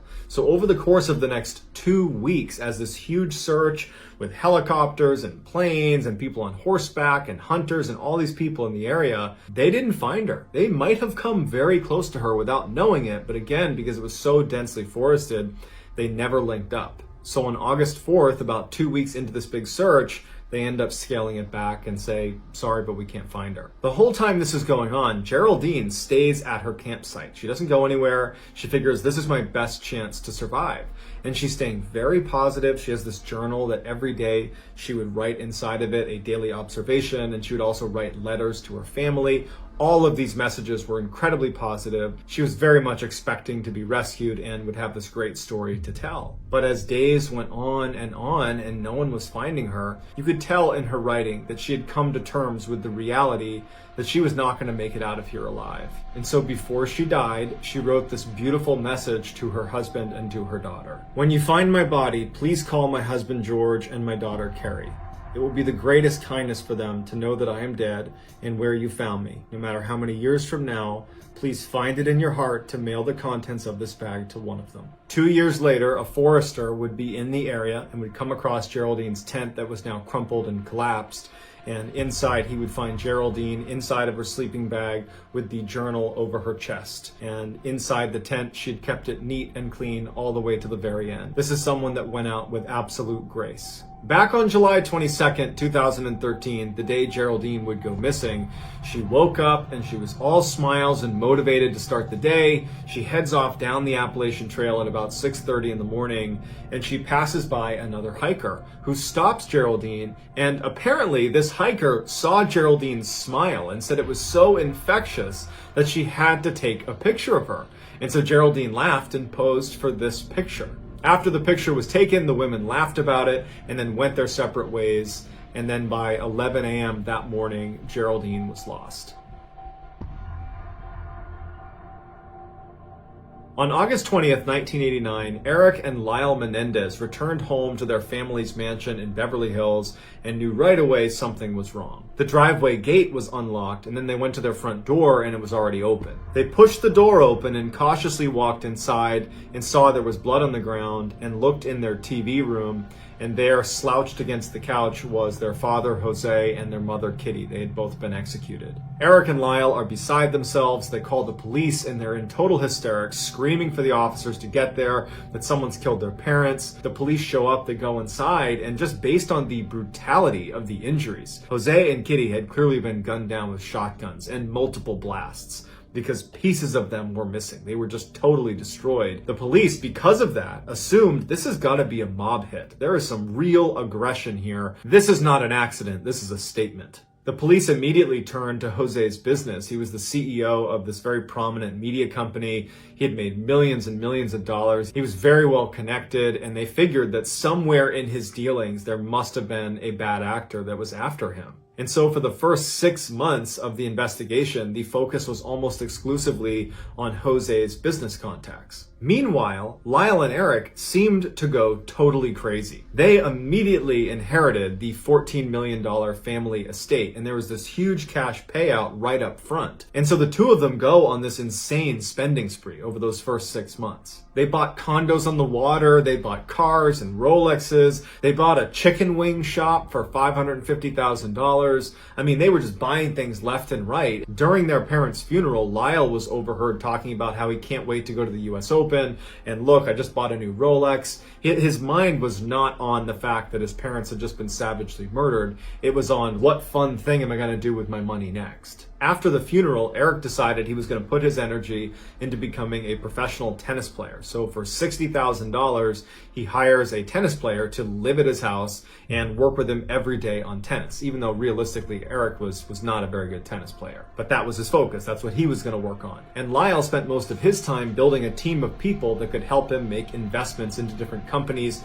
in and around New York and New Jersey. But in addition to spending tons of money on their respective career interests, the brothers were also going to therapy sessions. And during one particular closed-door session, Eric would tell his therapist that me and my brother actually killed our parents. Eric clearly believed that he was able to talk to a therapist about anything and nothing would escape this room, that it was totally confidential. But what Eric wasn't planning for is the therapist's assistant was outside the doors walking by and overheard Eric say it. And she would tell the police would confront Eric as well as Lyle, and very quickly Eric and Lyle would confess. During their confession, they told investigators that on August 18th, they went out and purchased 2 shotguns and they stored them in their home. The next day, on August 19th, the brothers and their mom and dad go out on a fishing trip together the whole day. They come back, and then on August 20th, the 2 brothers retrieve their shotguns while the parents are sitting in the TV room, and they walk in and fire 15 shots into their parents, obliterating them. Afterwards, the brothers would ditch their shotguns and bloody clothes, and they would go to the movie theater and they would watch Batman. After the movie was over, they go back to the mansion knowing exactly what they're going to find, and they go in and they put on this big performance of, oh my goodness, someone killed our parents! But it was all a lie, because they killed their parents for their money. Eric and Lyle were given life sentences and were sent to separate prisons, but actually just recently they were reunited in the same jail. 30 years after their crime, a guy who collected NBA trading cards was rooting through some of his older cards, and he came across the marked Jackson 1990 card. And he noticed in the background of the picture, sitting courtside, is none other than Eric and Lyle Menendez. It was during that 6-month crazy spending spree after they had murdered their parents, when they were going around buying up whatever they wanted, and they had bought courtside tickets to that particular game, and they happened to be immortalized on this playing card. Known as the Grizzly Man, Timothy Treadwell was, above all else, a huge bear enthusiast. His passion for these creatures led to a passion for environmentalism and for documentary filmmaking, the subject of which were the grizzly bears of Katmai National Park in Alaska. And so starting in the late 1980s, Treadwell began going to Katmai National Park and setting up a camp there for the whole summer and filming all of his interactions with the grizzly bears. During the first half of the summer, Treadwell would stay in an area that he referred to as the Grizzly Sanctuary. It was this area near Hallow Bay. It was this big open green field, and all the grizzly bears seemed to just converge on this one area and kind of mosey around and be lazy. They were not aggressive at all towards Treadwell, and so he could walk up fairly close to them and just shoot great footage of these huge animals. During the second half of the summer, he would leave the Grizzly Sanctuary and go south to an area called Kaflia Bay.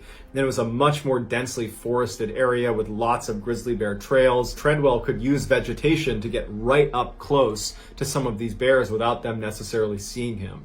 He referred to this area as the Grizzly Maze. Treadwell developed a fairly bad reputation amongst the park rangers of Katmai National Park because he was pretty reckless about how he interacted with these animals. I mean, they are big, wild predators, and he would get right up close and in their personal space, and every time he was just rolling the dice because eventually they thought something bad was going to happen to him. Treadwell believed he was taking every precaution and that what he was doing was safe. But Treadwell had become very emotionally connected to the grizzly bears he was seeing at Katmai National Park. He felt so comfortable with them that he would actually walk up sometimes and pet and goof around with the bear cubs. And for whatever reason, the grizzly bear parents would not harm him. And so he felt like he was kind of one of them, and they respected him and they welcomed him into their environment. Normally, whenever Treadwell went to Alaska for the summer, he would go alone. It was just him and his camera. But at the end of the summer, in October 2003, when normally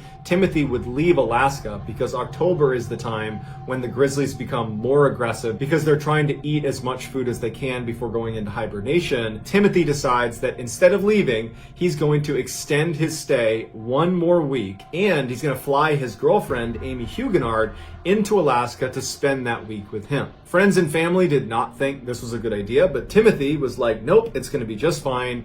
I know these animals better than anybody else. They are not going to hurt us. So he flies Amy in, and they set up camp along a grizzly trail inside of the Grizzly Maze. Neither of them were carrying a weapon or bear repellent spray. A week later, when the pilot returned to pick up Timothy and Amy, he looked up the hill and he could clearly see their campsite was not broken down. They had not packed it up yet. They were not down at the shoreline. So he gets out of his plane and he starts walking up the hill towards their campsite, thinking maybe they lost track of time.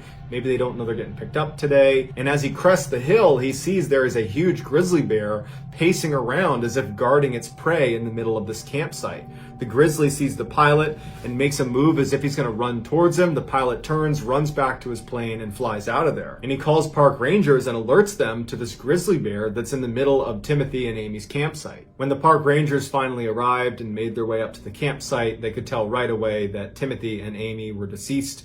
Their remains were scattered all around this campsite. It was clear that a grizzly bear, or more than one grizzly bear, had absolutely ripped them to pieces. However, this wasn't even the most horrifying part of this discovery. As the bodies were being taken away, the park rangers began bundling up their stuff to take with them, and they found inside the tent a camera that had a 6-minute tape on it. At first, when they hit play, they thought it was a blank tape, but it wasn't. It was just inside the tent when it was recording, and so it had no visual, but then they started hearing audio. And for 6 agonizing minutes with a blank screen, they heard crystal clear audio of Timothy and Amy being eaten alive by a grizzly bear. The audio suggests that Treadwell had left their tent because they heard a bear outside and was attacked. and he starts screaming for Amy to come outside. The bear has Timothy's head in its jaws, and Timothy is screaming, "It's killing me, it's killing me." And Amy is screaming back, "Play dead." And at some point, it's clear that's not working. They have no way to fight the animal. And Timothy starts yelling for Amy to run away. She's paralyzed with fear. She's screaming at the top of her lungs. And then Timothy is groaning and screaming. And eventually it stops when he drags Timothy away. And then Amy doesn't try to run away. She's just kind of frozen in terror. And you hear the bear come back. And then her screams pick up. And then the tape goes quiet. This is the last picture of Timothy and Amy taken alive. It was taken right after Amy had landed in Alaska, and they were going to make their way up to the grizzly maze and camp out there for a few days in hopes of running into a grizzly bear. So that's going to do it, guys. On December 17th, 1903, the Wright brothers successfully flew the world's first motor-operated airplane. By 1910, airplanes had improved to the point where they were considered a reasonable form of travel, and so people began focusing on how to make them safer. One big safety concern with airplanes at the time was there was no parachute small enough or light enough to be taken on board with passengers. And so if the plane malfunctioned and was crashing, everybody had to go down with it. So in 1911, a prominent French aviation club offered a large sum of money to anybody who could design a parachute for airplane passengers. A man named Franz Reichelt, who was a tailor in Paris, but who had always had a fascination with aviation, saw this reward in the paper and decided to take on this challenge. The design he came up with was not an external device like a backpack. Instead, it was a full suit with foldable bat wings that attached to the passenger's arms and connected all the way down to their ankles. Using his sewing know-how, he stitched up this totally bizarre looking prototype, and he attached it to a dummy and threw it off of his apartment building.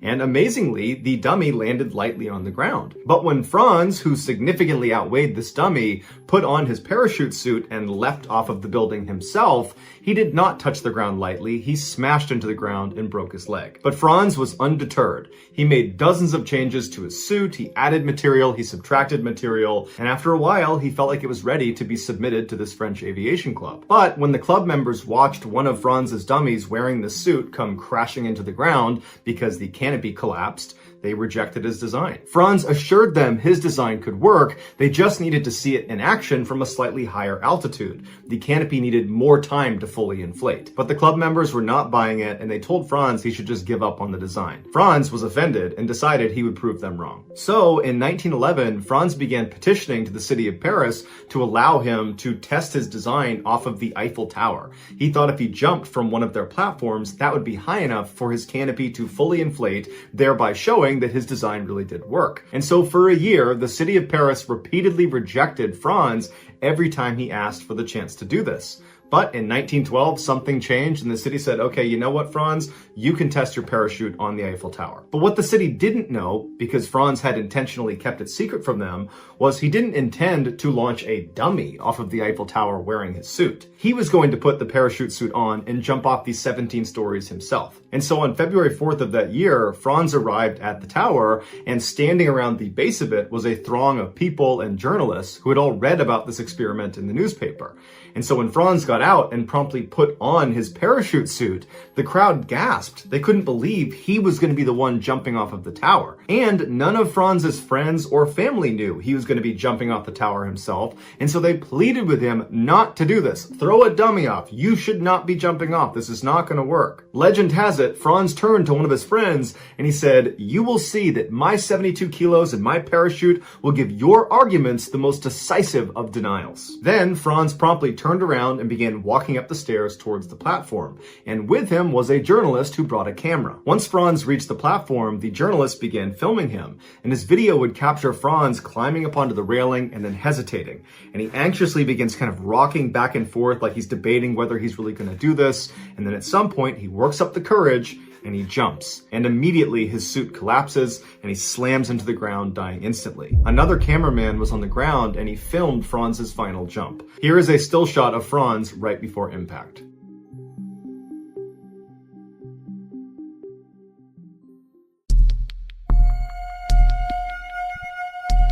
45-year-old Florida man Mike Moylan suddenly shot up in bed and grabbed the sides of his head, wincing in pain. He had a blinding headache. He squinted across the room at the alarm clock. It was 4:30 in the morning on June 28, 2007. Mike got out of bed and tried to stand up, but he immediately got dizzy, so he sat back down again, took a couple of deep breaths, and then he stood up again, and this time he was steady on his feet. He walked across his bedroom into his bathroom, where he opened the medicine cabinet, grabbed some painkillers, swallowed 3 of them, and then walked back into his bedroom. Before he lay down again, he noticed there was a dark spot on his pillow. Now, it was dark in his room, so he couldn't really tell what it was, and his wife April was fast asleep in bed with him, so he didn't want to flip the lights on and wake her up, but he had a feeling that that spot was likely blood. And so he ran his hands all over his head to see if there was blood coming off of him, and he found some on his right ear. And so he thought to himself, well, I guess my wife must have elbowed me in my sleep. That's why I'm bleeding, and that's why my head hurts. And so feeling content that that was what happened, he laid back down and waited for the meds to kick in so he could sleep.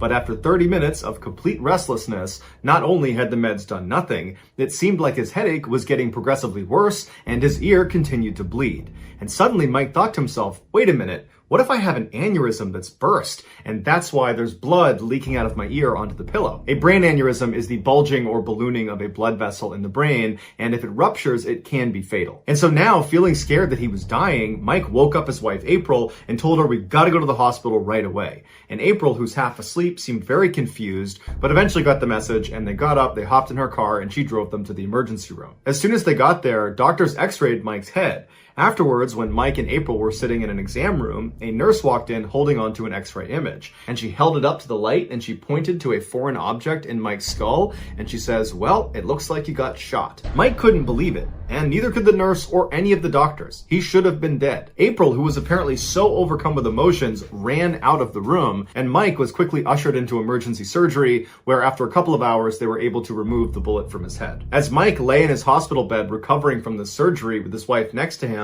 the police showed up and began asking questions about what happened. And they initially just believed that a stray bullet must have entered the home and struck Mike in the side of his head.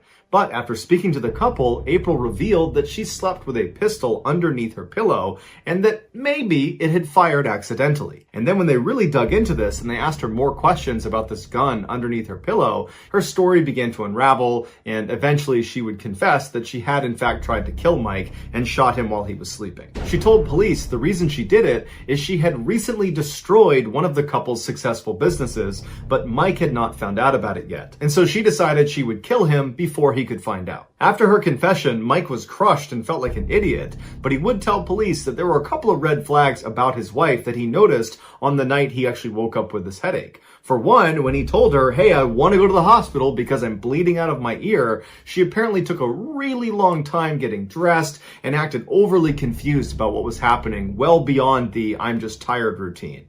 And then when they got in the car and were driving to the hospital, she was driving impossibly slow and he was asking her to speed up and she just wouldn't. And so Mike realized now that what she was really doing was hoping if she just delayed long enough, he might die before they reached the hospital. Obviously, he did not. April was jailed on attempted murder charges, but just a year after being in prison, she was released on a plea deal. Here is the image of Mike's x-ray where they discovered he had a bullet in his head.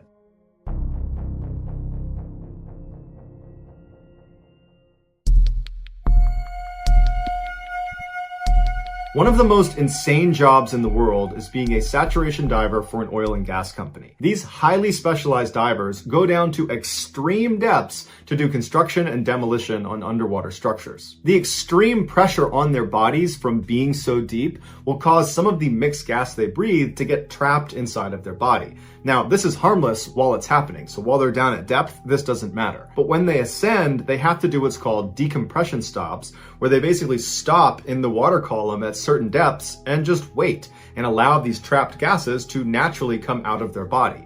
Now, if they skip these decompression stops and just rush to the surface, those trapped gases will not leave their body and they will expand inside of them, causing a condition called decompression sickness or the bends, and it can be fatal. Now, these decompression stops get longer and longer the deeper you go, and in the case of saturation divers, they'll go as deep as 2,000 feet. And for reference, in order to safely ascend from 2,000 feet, it would take you about 33 hours. And so these oil and gas companies can't afford to have their divers taking 33 hours in between dives, and so they came up with a clever workaround. They built a pressurized chamber system on board ships and oil rigs where their divers would live in between their dives. And what this did was, by keeping their divers constantly under pressure, either literally underwater or in this system, the trapped gases inside of them didn't have a chance to expand, and so their divers couldn't get the bends. The divers would live inside of this incredibly cramped chamber for weeks at a time, getting transported to and from the seafloor inside of this small pressurized sphere that's called a dive bell that could detach from the chamber without totally depressurizing the whole system. At the end of these divers' multi-week shifts, they would do one long decompression stop inside of the chamber. And then when they were done, they'd step out of the chamber and they'd be fine again. In September of 2012, a 32-year-old saturation diver named Chris Lemons was on board a dive ship in the middle of the North Sea. He, along with 11 other divers, had just started a 4-week-long saturation shift. On the 12th of that month, Chris, along with 2 other divers named Dave and Duncan,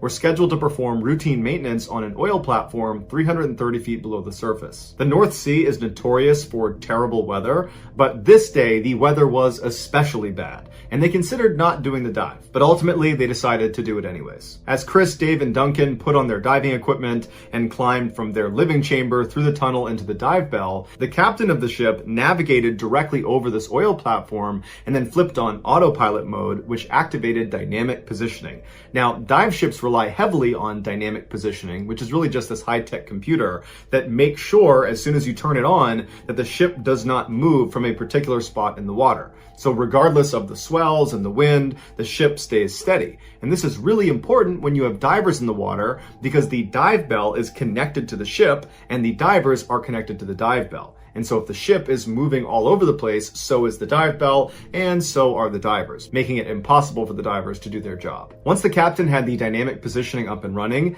the 3 divers sealed the door of the dive bell behind them, and then the dive bell was detached from the chamber and then lowered through a hole in the middle of the ship into the ocean. Once the bell got down to 330 feet, Chris opened up a hatch on the bottom of the dive bell that led directly into the water. Now, because the pressure inside the bell matches the pressure outside the bell, water does not come in through this hole. Duncan was the bellman for the night, so he would not be going out and doing any diving. He would be staying in the bell to support Dave and Chris.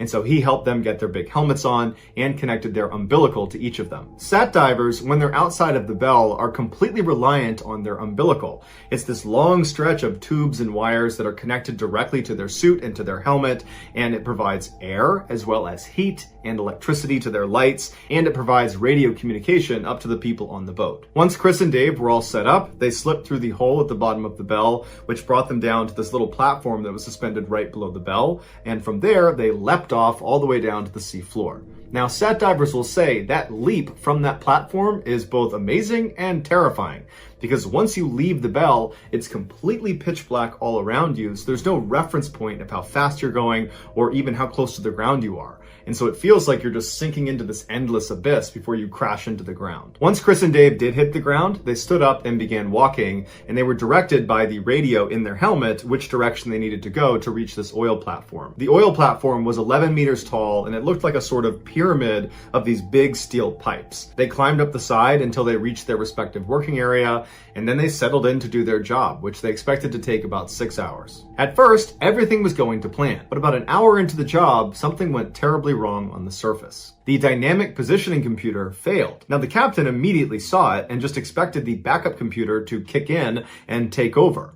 But in a terrible turn of luck, the backup computer also failed. And so very quickly, this huge dive ship began drifting in the rough seas, dragging with it the dive bell and the divers 330 feet below. While the captain struggled to try to fix the system and get it back online and get the ship back on station, another crew member hopped on the radio and called down to Dave and Chris, who were outside of the dive bell, and told them to abandon the structure and get back in the bell ASAP. And Chris and Dave could tell from the urgency in this person's voice that this was no drill, this was serious. Chris and Dave were both positioned on the south side of the structure about halfway up, and their umbilicals were running straight up the structure and then northward because the ship was drifting northward. So neither Chris nor Dave could go around the structure. They needed to go straight up before being able to climb their umbilicals back up to the bell. And so both men began climbing, but they could feel the tension on their umbilical was getting tighter and tighter, and Dave managed to get all the way to the top and he cleared the lip, and as soon as he was on top, he started getting pulled away from the structure.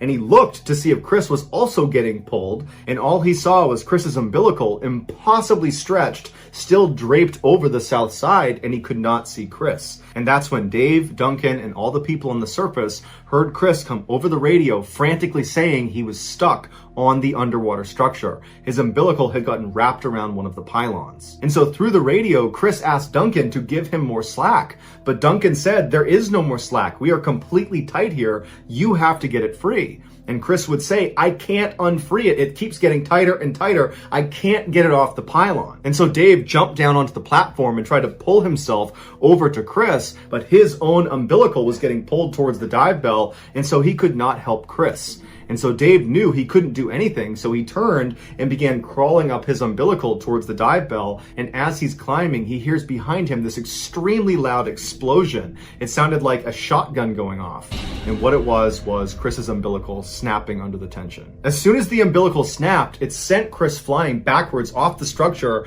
falling towards the ocean floor. Without his umbilical, he wouldn't have had light, he wouldn't have had a radio to talk to anybody up on the boat, he wouldn't have had heat, and the water was just barely above freezing, and so he would have been very cold very fast, and he would not have had an air supply.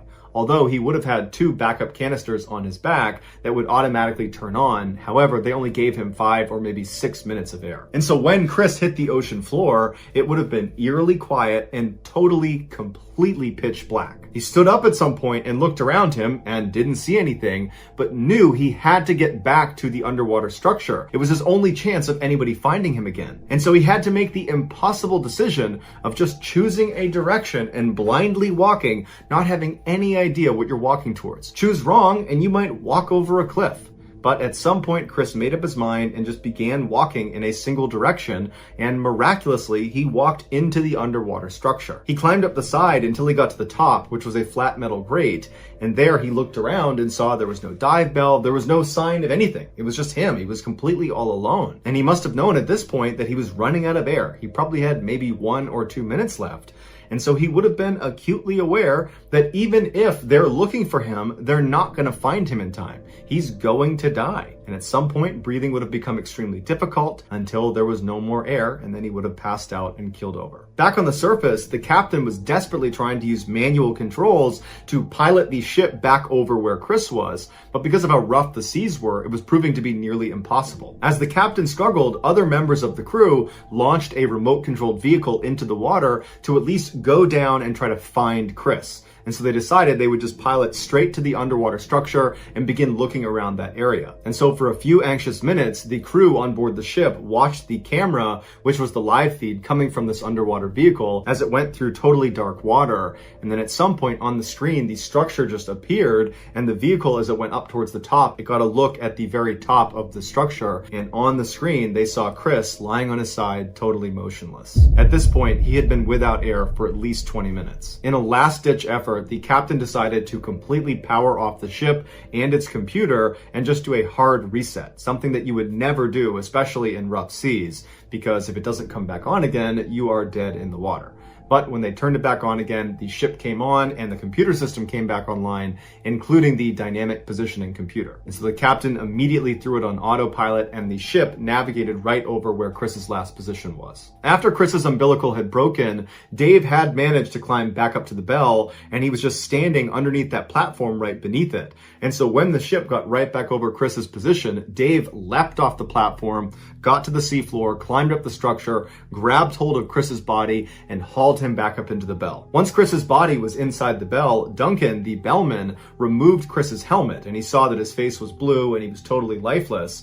but Duncan immediately just gave him mouth-to-mouth resuscitation. And after giving him 2 big breaths, Chris came back to life. He started gagging and coughing, and he's looking around wide-eyed, and Duncan and Dave are looking at him like, you gotta be kidding me, you're supposed to be dead. And after about 30 seconds, the color in Chris's face had totally come back, and he was looking at Duncan and Dave and asked them, what happened? And Duncan and Dave didn't have an answer for him. And so instead, all 3 men just started laughing and hugging. They could not believe it. Once Chris was brought back up to the ship, the dive medic looked at him and concluded that nothing was wrong with him. He was perfectly fine, despite the fact he had been without an air supply for over 30 minutes. And 3 weeks after the incident, Chris was back down saturation diving again. Today, scientists don't know how Chris survived. The leading theory is that it was just so cold, it slowed his heart and his brain down, and that somehow kept him alive. But the reality is, his survival is a total mystery. Here is what the crew saw when their remote-controlled vehicle found Chris lying on top of that platform. On February 9th, 2004, a woman called the Grafton County Sheriff's Department to report a car accident. A small black sedan appeared to be wedged up against a snowbank off the side of the highway near this woman's house in Woodsville, New Hampshire. The sheriff thanked her for calling and dispatched officers to check it out. 16 minutes later, at 7:43 p.m., the sheriff's department gets another call about this black sedan up against the snowbank, and it came in from a local school bus driver. The driver said he was going down the road and he sees this black sedan up against the side of the road, and what appeared to be the driver, this young woman, no one was helping her. So the school bus driver pulls over and walks up to her. She says her name is Maura Murray. She's 21 years old. She's a college student in Massachusetts. She seemed totally fine, but was adamant that he did not call the police. And so the school bus driver at the time didn't call the police. He kind of sized her up as seeming like she was okay. She said she was going to call for a tow truck. And so he left thinking she was going to be just fine. But only a couple of minutes after leaving the scene, he felt like, you know what, I got to call the police because something just seemed off. The sheriff tells him that they had already gotten a call about 20 minutes earlier and that officers would be there any minute, and I'm sure she's just fine. 3 minutes later, the officer who was originally dispatched to check out this black sedan shows up and radios in and says, the black sedan is here, but there's no girl, there's no driver. Police do an initial search of the area. They can't find Maura. There's no sign of where she would have gone. There's no sign of a struggle. They get in touch with Maura's family. They can't get in touch with Maura. And so it's like she just kind of vanished.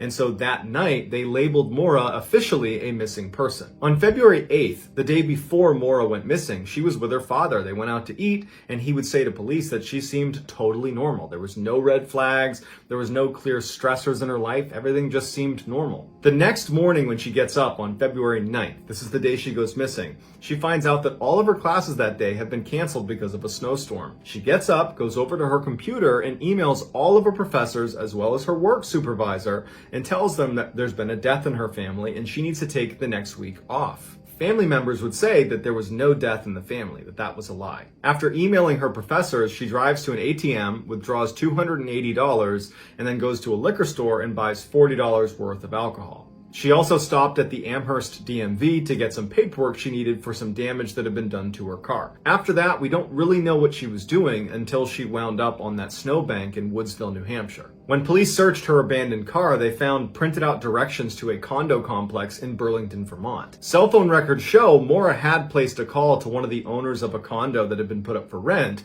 but Maura had not indicated to anyone in her life that she was looking to rent a condo in Burlington, Vermont. Nor had she indicated to anyone that she might be traveling to Vermont for any reason. When they searched her dorm room, all of her belongings had been packed and her room had been meticulously cleaned. It was clear that she was getting ready to leave her dorm, but this is mid-semester. There's no reason she'd be leaving prematurely.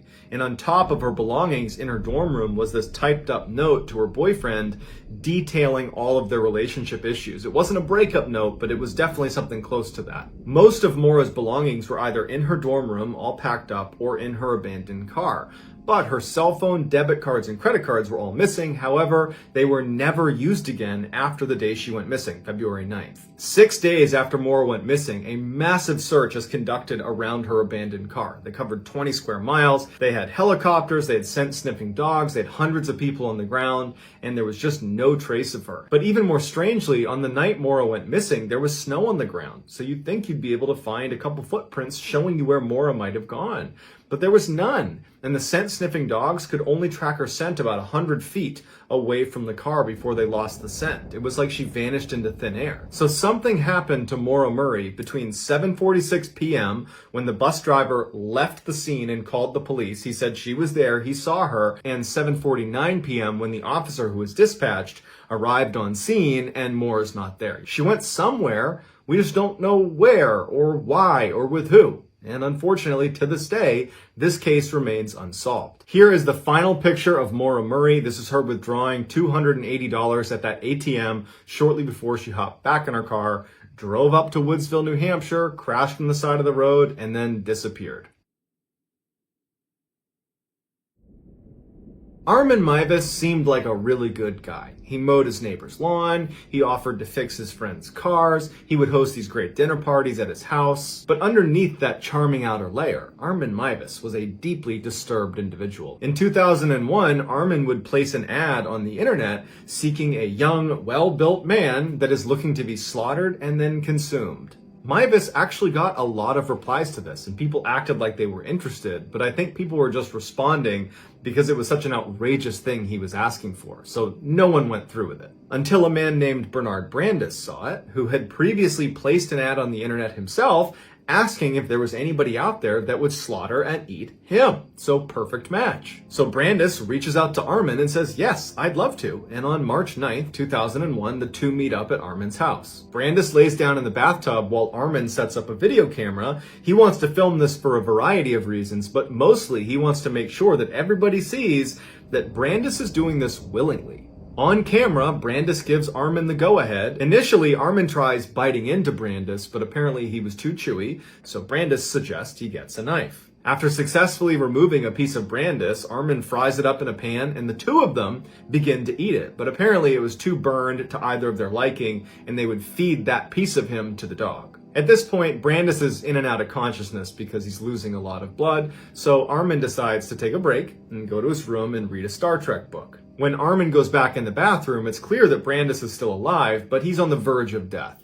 So, after much deliberation and quite a bit of praying, Armin ultimately ends Brandis's life and then proceeds to butcher him and put all of his meat into a freezer. Over the next 10 months, Armin would consume over 44 pounds of Brandis. In December of 2001, Armin put another ad online seeking somebody else that wanted to be eaten, and that ad would get sent to the police, who would go to Armin's house. They would find Brandis's remains behind pizza boxes in the back of his freezer, and they would arrest Armin. Despite showing police the videotape that showed Brandis repeatedly consenting to what was happening to him, Armin was still given a life sentence. This is the picture that Brandis put online in hopes that it would attract someone that would want to eat him. And this is the bathtub where Armin Meiwes would grant Brandis that wish.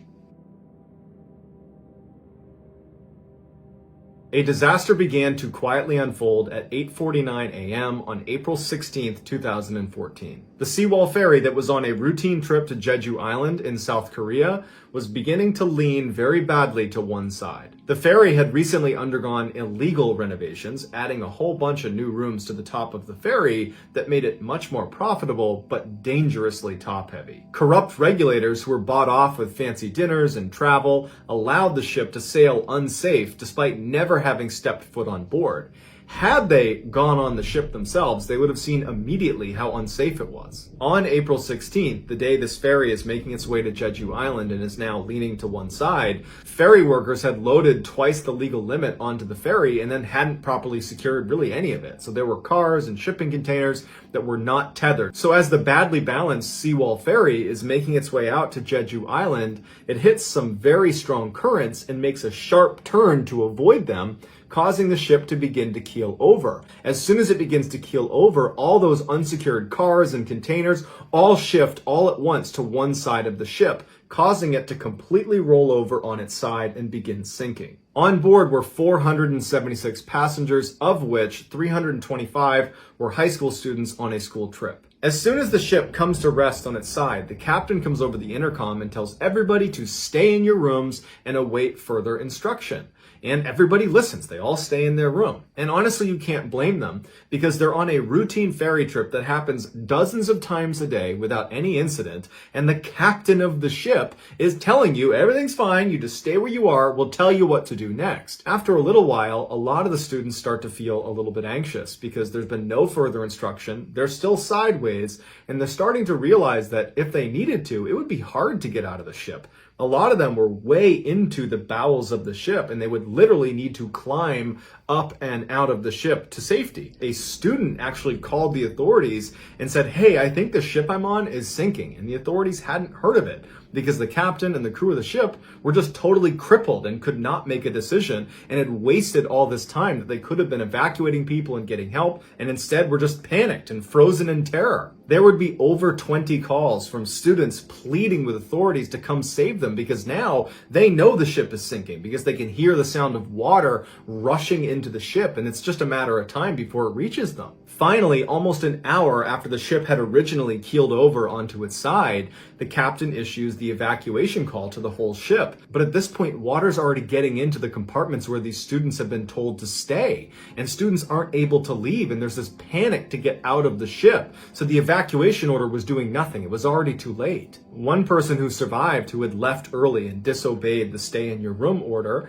they had climbed to the top of the ship, which was really the side of the ship, and they were looking down into the ship through a hallway. And they said there was this mass of people that were coming out of their rooms and trying to climb up this hallway right as a rush of water poured in through the side of this hallway and completely filled it, and they were gone. Later on, when divers would go down to recover the bodies, they would find that many of the students had broken fingers from desperately trying to climb up those hallways when water was pouring in on them. After the divers recovered the bodies, investigators began going through their cell phones to get some sense of what happened. And on their phones were these tragic pictures and videos of these students staying in their rooms like they were told to do, just waiting for their captain to give them further instruction that never came. The captain actually abandoned ship right after that 9:30 call to evacuate came when hundreds of students were still down below. He left the ship. So they were totally on their own, just waiting for help that never came. Of the 476 passengers, 304 would perish, and many believe that almost all of them could have been saved had they just evacuated as soon as the ship keeled over. And so as a result of his gross negligence, the captain was given a life sentence. So that's